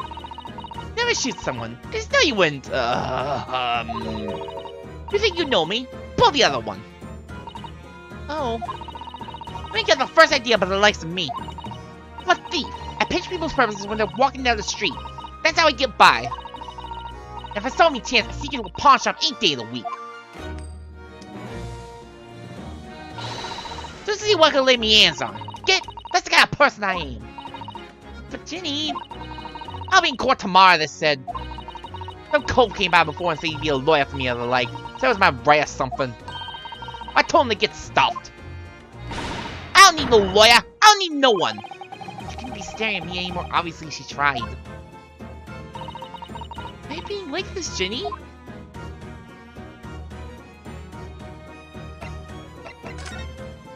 Hey, Ginny, can you see my armband from there? Did you ever look at... Holy shit, she actually can.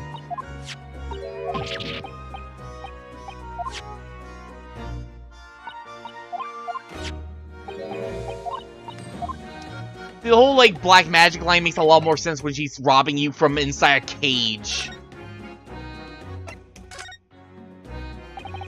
Will you tell us what happened, Gina? Last night at the pawnbroker's. Nothing to tell. I figured it'd pay me, so I broke into the place and started going through the storeroom. The old bloke walked in on me, and you know the rest. But why, Ginny? Why would you do that? Ain't obvious. Place is full of stuff I could sell for a shilling or two. That ain't easy, you know. It's a lot of work, and half the time you don't even get nothing. Is that really why you broke into the place? What? Are you sure the true reason wasn't something else? Oh, give it a rest! What'd be the point anyway, eh? Nothing I could say would make a blind bit of difference. Please tell us, Ginny. We'll believe you, whatever it is. Believe me? Don't be daft. You can't believe nothing. No one lies all the time. And you know what? When it comes to lies, I'm the biggest of the lie. I told some unforgivable lies, I have. What do you mean by that? Unforgivable lies. You gonna start... Can I get you to talk about the McGildy case? Thinking about it now. What do you mean before, Gina, when you said you were the biggest liar of the lot? Why don't you tell us what these unforgivable lies you told are? Maybe we can help. Sorry. We're out of time. They're gonna want to question me now. Jenny, please. Oh yeah. I wanted to give you this. Something to remember me by.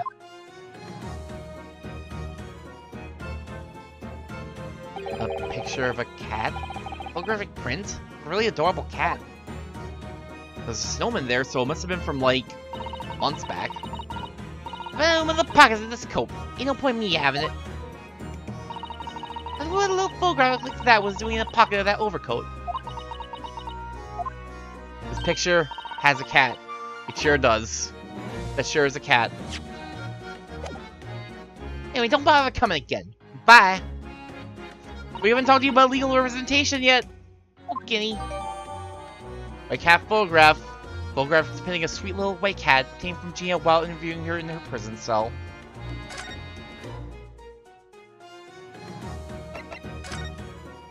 I don't understand, Gina. Why'd you send the public defender away? Well, I mean, send some papers. Representation papers or something like that. It's all gonna be rigged anyway. The whole trial. They'll pin it on me because I'm a kid. That's what grown-ups always do. Why do you think that? Because that's how it always has been for me, growing up in the back slums. Me whole life. If you do what the grown-ups tell you, it'll get your mates dragged off by the coppers. Or worse. And that happened to me before and all, but so that I nearly snapped on the back of it. Can't trust no one, that's the point. As soon as you do, you're gone the grass. Dead. Dina, listen. If you like, in tomorrow's trial, I could... Forget it! Jenny! Do you trust Bruno? Nah, I don't. Look, I'll ask you nicer now. Just leave me alone.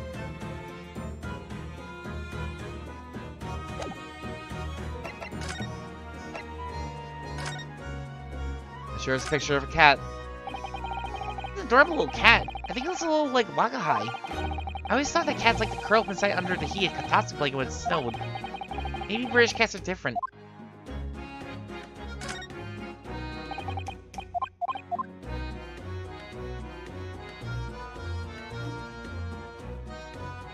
Oh?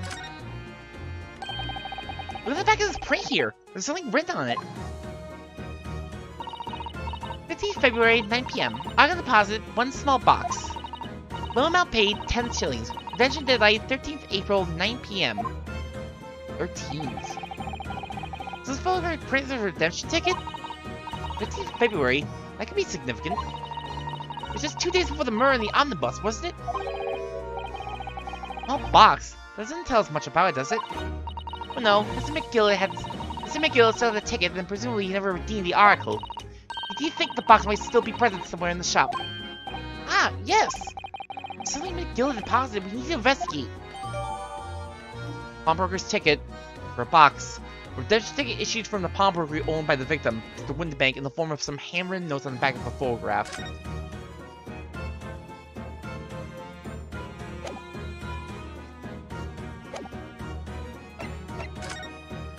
Are you interested in this now? Here, Gina, look at this. No, Tom. I wasn't thinking you could have it. Oh, weren't you? Well, when someone says I can't have stuff, it makes me want it, see? So you better hand it over now. No, I'm not giving it to you.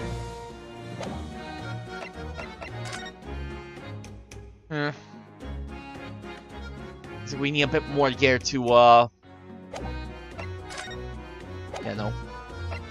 So we need something else to get to take us on. Susie waiting, we need to go meet her. Fine.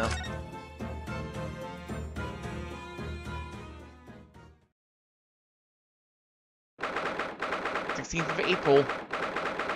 British Supreme Court, Lord Chief Justice's office. Yes. No matter how many times I come here, I always get the same sense of oppressiveness somehow. You think the place is oppressive? I think it's normal. How so? I mean, look at that suit of armor over there. You can't take that seriously, can you? Maybe he thinks the same about you. Maybe the suit of armor also thinks you're dumb! So everything is clear with regard to tomorrow's arrangements, I trust. Yes, thank you very much. There they are! Sasa and Lord Strongheart. What was that talking about? Both look very serious. Very good. There's nothing further to discuss. You may return to your lodgings. No doubt you have much to do in preparation for your return to your homeland. Return? Wait, what did you just say? You return to your homeland? Oh, son!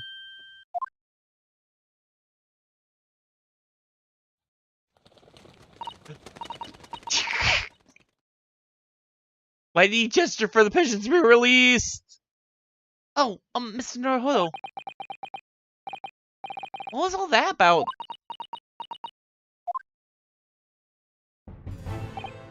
Oh, Mr. Naruhodo, thank you for coming to collect your colleague. What's this all about? Why are we talking about Mrs. Sang's return to her homeland? And tomorrow?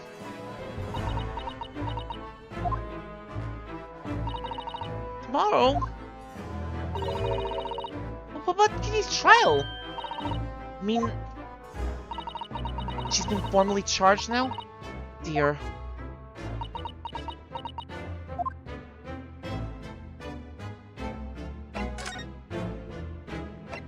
What about my armband, Susato?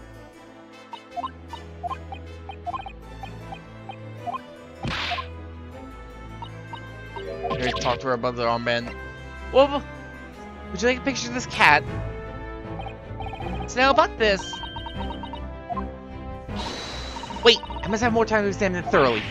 Really, there's no need. If it's not relevant at the moment, you can just say so. But that's not take everything so seriously. Really, nothing to say about a picture of a cat? Strongheart, where'd you go? My goodness, just look at these books! Yes, there are books about the judicial systems of all different Western nations. Even for someone like me, it would take at least 10 days to read all of these. Just 10 days! I was only joking, Bruno. I thought it would be fun to play at my genius. It's scarily believable with you, that's the trouble. Years? I love clocks and their mechanisms, don't you? The way all the hundreds of pieces fit together and work as to one to move the hands of a single timepiece. Yes, I can imagine clocks are just your cup of tea. When I was little, I used to dream of one day living inside a clock, you know? But you must be envious of the Lord Chief Justice having his office in a place like this, I suppose. No, not really. Oh? But I mean, that's a dream for when you're little. Be silly now. Don't let Lord Strongheart hear you talking like that. These giant suits of armor are still facing each other menacingly across the room. I just can't understand why anyone would wear things like that in battle. It must be so heavy. I expect you invent some special lightweight suit if it was down to you, wouldn't you, Iris? I think if it was me, I'd invent a world where people didn't need to fight each other in the first place. Iris, you're a champion. Well, what do you think? That was a mild answer, wasn't it? She's 10, Ryunosuke. 10. And she's leading you around by the nose. That's just her life, Ryunosuke. That's the life of an Ace Attorney lawyer. I've always dreamed of sitting on a huge desk like that and looking important. Why don't you try it then? Discreetly, of course. Alright, I will. Tell me how I look. Well, no, what do you think? A little too discreet, I can't even see you.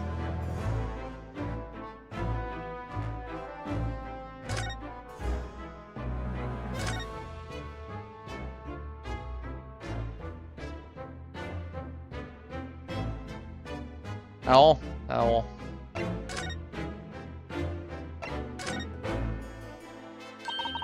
She has been charged? She'll have to appear in court? Yes, she was formally charged a few hours ago. The date of the trial has already been set for tomorrow. No, not even 24 hours later? Gina. Ah, the Lestrade girl in the murder of the Baker Street pawnbroker, yes. An all too conspicuous case. Hold on.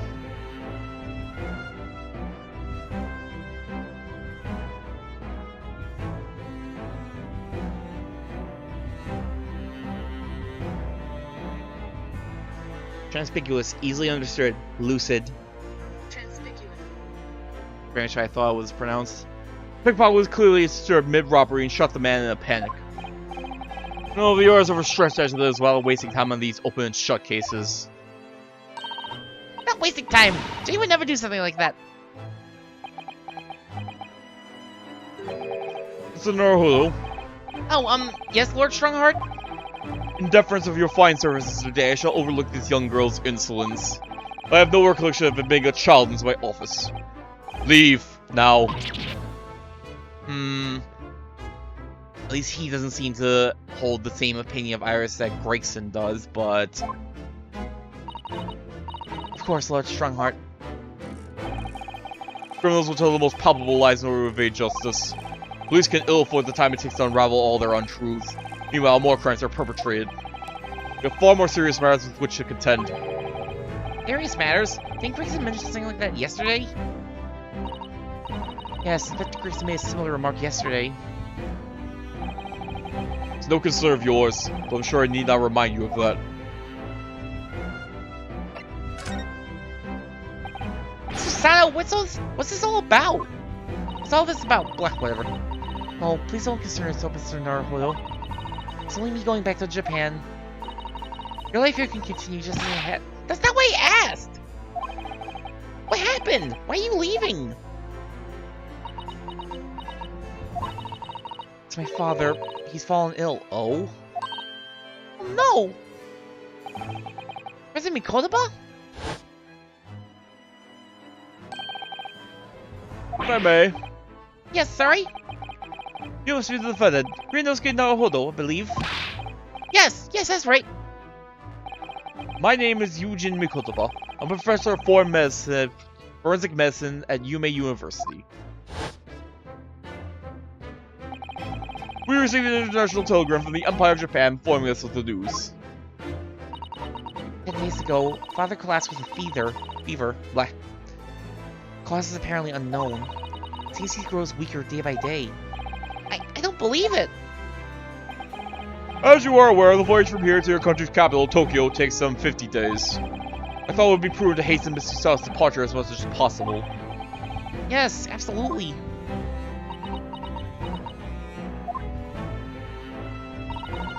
I will leave London first thing tomorrow morning. I can't believe this is happening.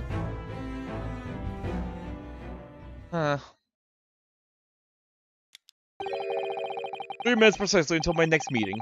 You must excuse me. It's just one more thing, Lord Strongheart. Which is? Miss Lestrade's trial. I wonder if you might permit me to defend her? Timely suggestion. Sorry? The girl currently has no representation. But that's not fair! Yes, she may be a pickpocket, but she still deserves a fair trial. She refused! We know this! Do not misunderstand me, young lady. Government provides for those too poor to afford representation with a public defender. Accusee only sign the relevant paperwork, and the defense barrister will be assigned to the case. However, the young girl in question has refused that right. Why would she do that? The question you would do well is to direct that Miss Lestrade. Well, we know already. Come on. Come on, Ryunosuke. You'll find her at the local prison. Yes, thank you. Now that it's time I was leaving. Good day to you. What day? He charged with murder. Sounds about to leave.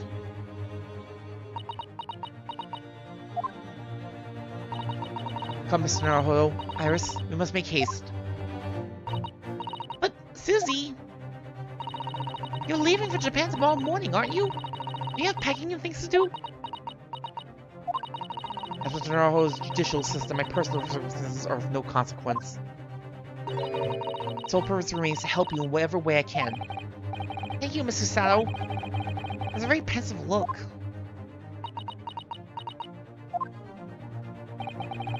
If I'm honest, this has completely thrown me off. I just have to do what I can, as a lawyer.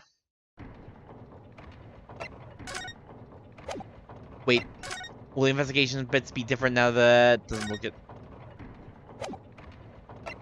Just out of sheer curiosity, will other investigation bits be different now that I have... that I probably have Susawa in my, party, I guess I'll call it. I was about to say possession. That did not sound right. Does not look it. Gee, you gonna be a bit more forthcoming or anything now? 16th of April, Lowell Prison, Cell 13. Ah! Hello again, Gina.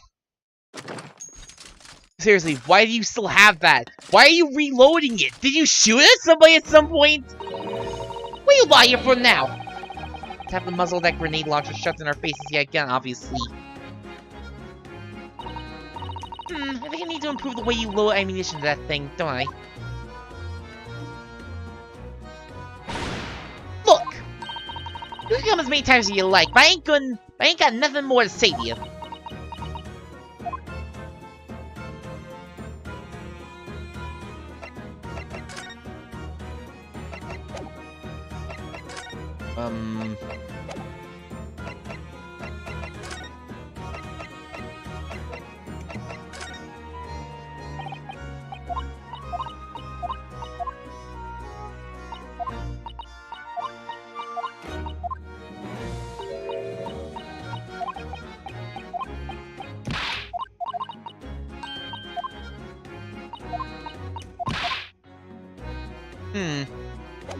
I figure we're gonna have something different to talk about, at least since, Sal's here now. Let's not look in it.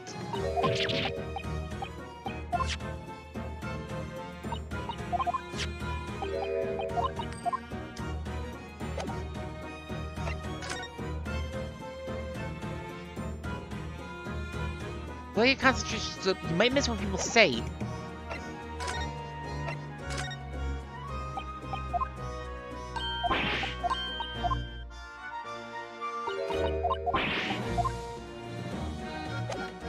Yeah, I have no clue right now. This place is so much fun. I'm just itching to dismantle that huge clock. Iris.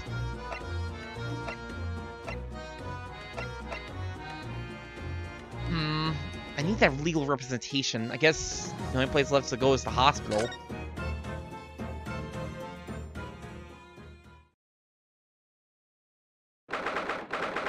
St. of April, St. Center's Hospital. Ward 3. Early! Oh! Mr. Sholmes is nowhere to be seen. No, that's strange. Nurse definitely said he was in the bed by the window, didn't she? It's Sholmes. This is Sholmes we're talking about. Let's take a look around. I know what's probably happened. He was being a big baby, and the bullet wound wasn't that bad after all, so he's been sent home. I'm not so sure about that. Baby or not, there's no question that it was a fairly serious injury Mr. Sholmes suffered. Oh dear, I do hope Mr. Sholmes will be alright. Hello, where are we here? Oh? This war's off limits, no visiting. So what are you doing in here, eh? Well, I'll have you know, we're Hurley's next of kin. Eh? Oh, well, begging your pardon then, ma'am. Little lady in a curious eastern pair. Great mystery solver has a mysterious family, eh? If that's how you see us, sure. Where is he, Constable? Where's Hurley? I believe he's currently in the operating theater, ma'am. Undergoing an extensive operation. Extensive? It has been several hours since he went in. Oh my. Is there some kind of problem? Well, it doesn't appear to be working, you see. Aesthetic, that is. No? I have a report that the gentleman claims he may have had a little too much to drink last night. Coffee, that is. Anyway, I think it'll be fair to assume that you won't be back here for several hours yet. I see. Thank you, Constable. Oh, poor Hurley. Mr. Naruhodo. Oh, yes? What is it, Mrs. Sato? I hope you won't think me selfish, but you think we could perhaps go to visit Gina? We were just there! I just realized I won't have another opportunity to say farewell. Ah, yes, of course. Perhaps I may not see Gina again before she has to leave. Wish she knew what Susana was thinking. Anyway, let's go back to the prison then. No! I'm already here, I'm investigating! Must be Mr. Sholm's bed. Poor Hurley. I know, it looks as stiff as a board, doesn't it? I don't think that will bother him. No? I have them find him asleep face down on the floor, completely dead to the world. I think I'd call the police if I discovered someone like that.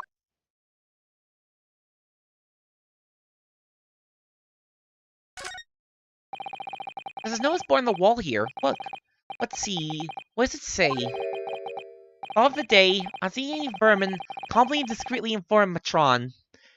Why are we tallying on Belle to the Matron? Heartless. Oh yes, they have rats and mice in hospitals like this that love to feast on all the medicine. Just let Belle have his medicine in peace. Damn.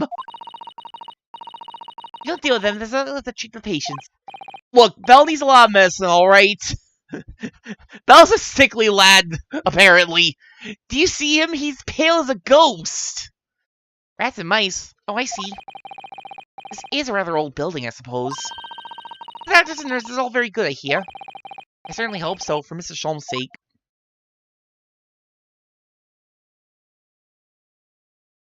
Damn. Just let Belle and his noodle wife be in the hospital in peace. Eat all the medicine. Drink all the NyQuil or whatever.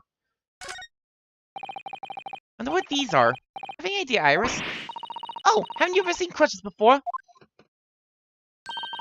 Let me explain. They're for people with leg injuries, to help them walk.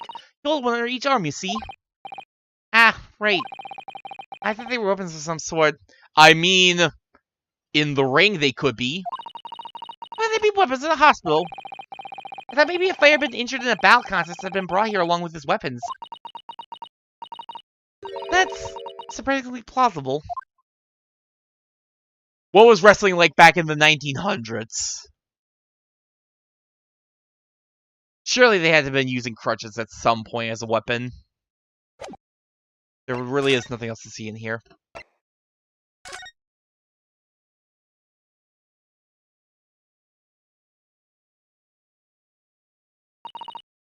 Gina, I wonder if you might hear me out. There's something I'd like to say. What? Sorry to say that I must reluctantly bid you farewell. Crutches have been used 100%. Also, I missed what she said. Farewell! In the 1900s, though... What, no one thought to whack each other with crutches in the 1900s? Tomorrow I must begin my journey back home, to Japan. I fear we may never meet again. Oh, right. I had the pleasure of meeting so many lovely people here in London. I have so many wonderful memories. And yet, as things stand now... It'll be a glum parting indeed. Iris is so miserable. Susie... Well, that ain't my business! Both Iris and Mrs. Naruhodo believe you to be innocent, Gina. They've put their faith in you. But somehow, you can't find it in your heart to put your faith in them. Yeah, that's right, I can't! What of it? It grieves me greatly to have to say goodbye to my friends when they are so clearly unhappy. Because of you. Wow! Okay, Susanoo. What? It's my fault! Yes, I have one final request, Gina, before our paths never cross again.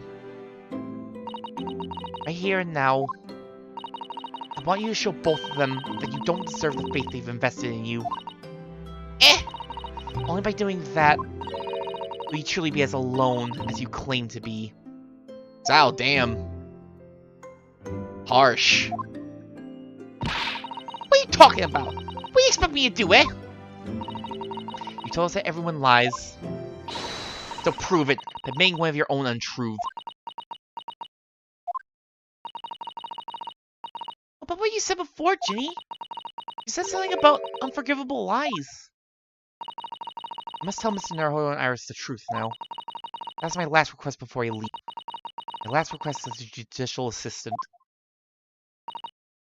No, I can't. Whatever these lies are, they're obviously weighing very heavily on Gina's mind. Gina, I could be wrong, but is it something to do with what happened 2 months ago? Think about that trial? The one in which Magnus McGill was acquitted? The case of that mysterious murder that took place inside the omnibus. Recalled as a witness by the prosecution. Is that what this is about? Yeah, you're right. Because in that trial, I lied. I lied like you wouldn't believe. Will you tell us about it now?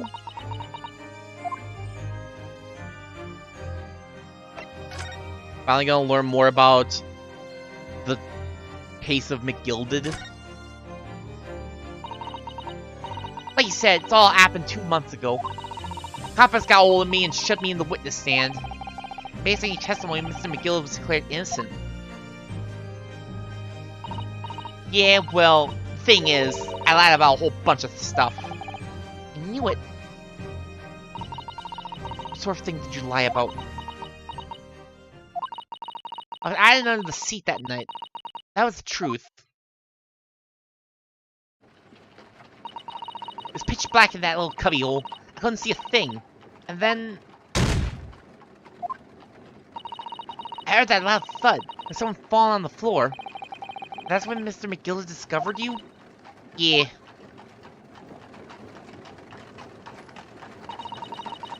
He pulled me out from under the seat and sat me next to the dead man. There weren't much light to see by, but when I looked at my hands, I had the cove's blood all over him. I was so scared, I couldn't even speak. Has blood on your hands? In other words, it was Gina the witnesses on the roof saw through the skylight. Then Mr. McGill started asking you questions, I suppose. Who you were, why you were hiding under the seat. Yeah, he did. Only, that's not all. What do you mean? I mean, he threatened me. Threatened you how? He made me swear about what I'd seen and what I heard. About what he was gonna do after the cove was found dead. He made me swear I wouldn't tell no one about any of it. If I did that, he said he'd let me scarf it before the coppers showed up.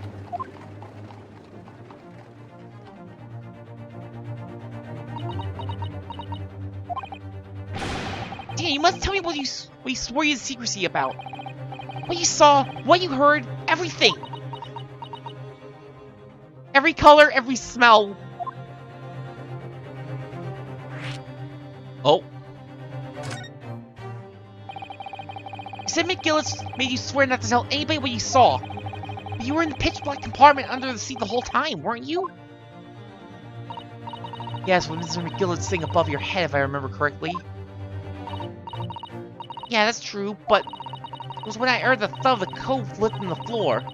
I let out a little scream, see? Couldn't help it. McGillis heard that and dragged me out by my arm, and that's when I saw it. It was on the floor next to the old geezer where I'd been stabbed. A disc, all bright and shiny. Disc? You mean... Yeah, that's it. The one with the D took off me at Winterbanks. So the music box disc was there on the floor of the omnibus? Not for long, McGillis spotted it straight away. Picked it up smartish and stuffed it in his inside pocket. So that disc was an omnibus 2 months ago at the scene of Mr. Mason's murder? And the box driver told me I went to murmur word of it to no one.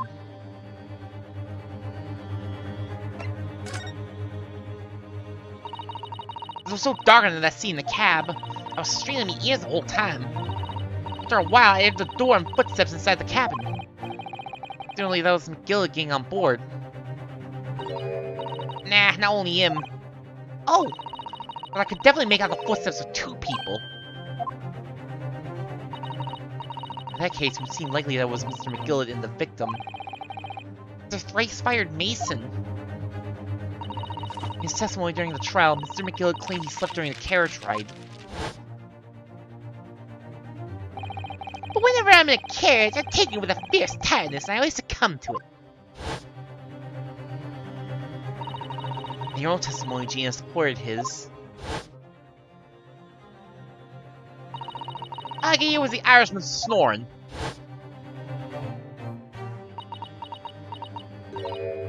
Yeah, that weren't exactly true. Neither of them was asleep. I could hear him talking the whole time in low voices. What? What were they talking about? Sorry, I don't know. The sound of the horses and the wheels was too loud. That still tells us something. Mr. McGill and the victim knew each other. I mean, of course they knew each other. Thrice-fired Mason was apparently in debt to him. McGill was lying as I suspected.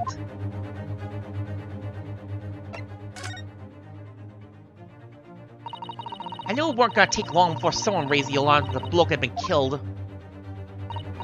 Yes, you were quite right. The other passengers on the roof deck noticed very quickly. When the khaki was stopped, McGill told me to eye back under the sea again. I climbed in and waited. Two close from up top ran off to get the coppers. Yes, Mr. Fairplay and Mr. First. Right, and after they'd gone, McGill asked the driver to do him a favor. Favor? Yeah then, fella. What I need you to do is take this coat of mine and deposit it with a nearby pawnbroker. And for your troubles, let's see now. I'll give you 10 guineas. Nearby pawnbroker? You mean on Baker Street? Yep, you got it. It was Winterbanks. Koji snapped up the money and ran off to pop this coat as fast as he could. So then there was no one left of the carriage. McGill opened the box under the seat. And let me get out of there. But now without conditions. I see.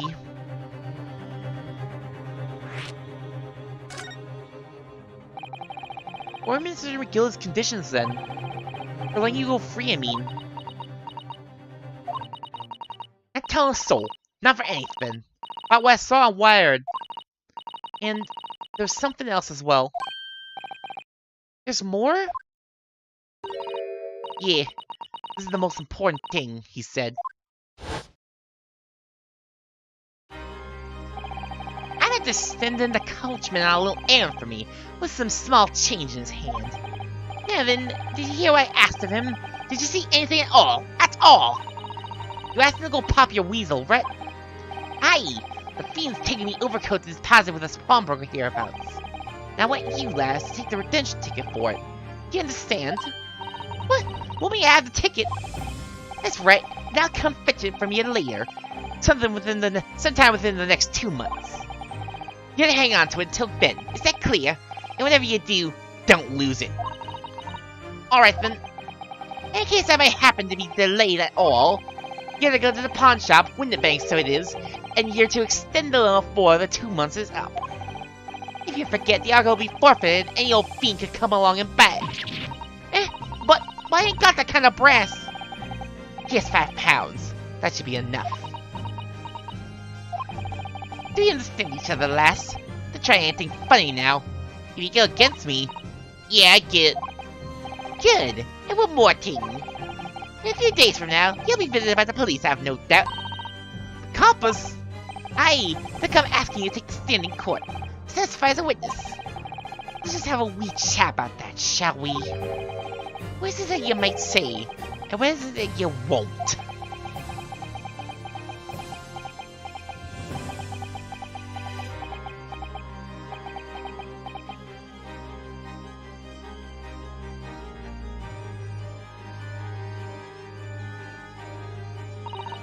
After he'd gone over it all, I piked it, got as far away from there as I could.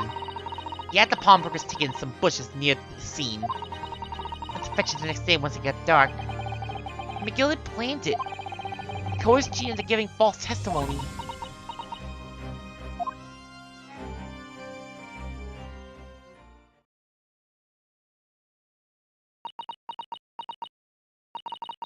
I bet you're ready to sting. Bet you're ready to string me up, eh? A lad in that big old courtroom. Told some corkers. Thing is, he said he would make it so we couldn't live in the East End no more. That's what he threatened me with. What a wicked man. He knew everything what went on in the back slums. He knew we had no one to look after us, and we was all just looking out. We was all just looking out for each other, getting by together. You mean Mr. McGilda would have, in a heartbeat, he would have had a lot of us chased out of there if he wanted. And then where we have gone, eh? Nowhere, that's where. So, I didn't have no choice. Thank you, Gina, for telling us everything. But, I'm forward now, eh? Go on, admit it. You must be livid. Well, you make amends by doing me a simple favor. Favor? What? My representation papers for tomorrow's trial. Eh? If you don't actually want me to represent you in court, you can rip it up later. But we need that paperwork we can't investigate. Police won't let us. Investigate what? The incident last night. Mr. Sholmes was shot, you see. You what? No, he's having a big operation right now, Ginny.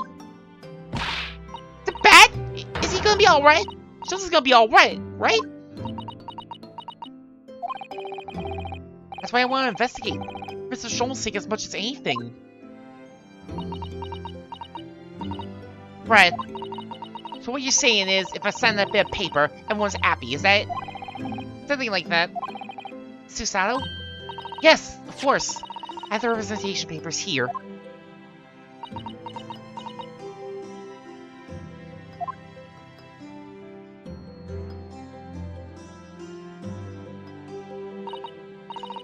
I don't need no one to stick up for me, though. No lawyer or nothing.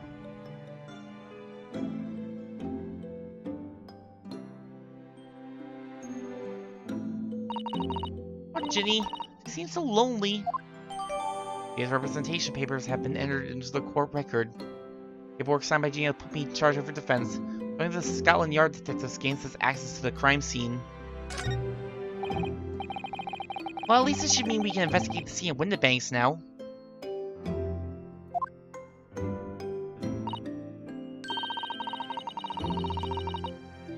Yes, perhaps we can come back to visit Ginny when we're done there. Not the crime scene. I feel like we finally cracked Gina. She's opened up to us at last. Now I have her representation papers. And no one else knows just what a responsibility that is. Anyway, for now it means Inspector Grayson can't stop us investigating Windibanks.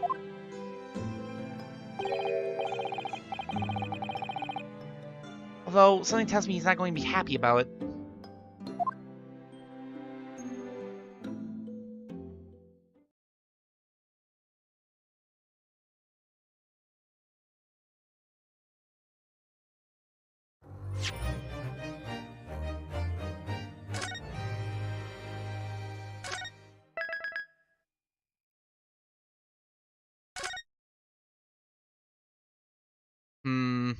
That certainly is a to be continued.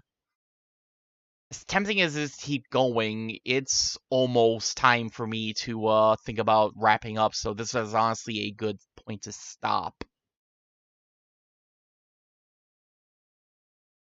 As tempting as it is, I do have a thing to do at 3 o'clock, and ending a bit early would be preferable to having to run around like a chicken without a head, just to meet my, real-life obligations.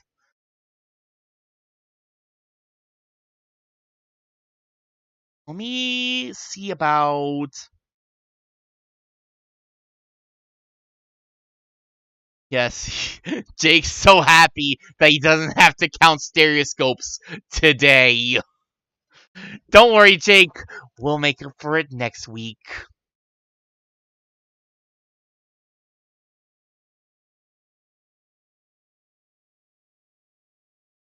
Well, I'm looking at Great Ace Attorney right now, and, there's actually a distinct lack of VTubers streaming this right now.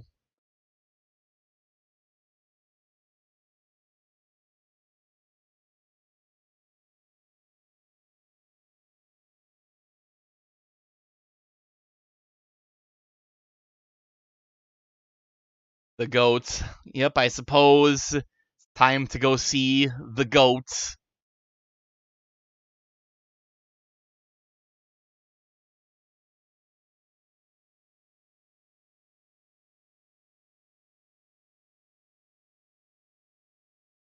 Alright, thank you everybody for joining me today for more Great Ace Attorney. Next time, we shall see about continuing the case. Maybe next time we shall get to count stereoscopes. Oh, exciting.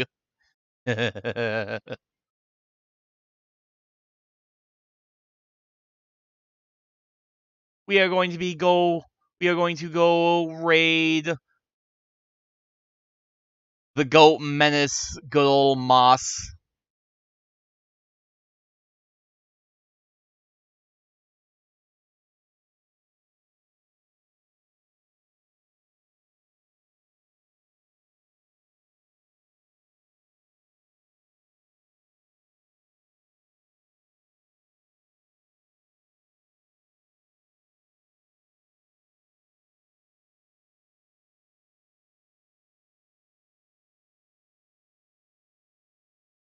Thanks for stream. Thanks for stopping by.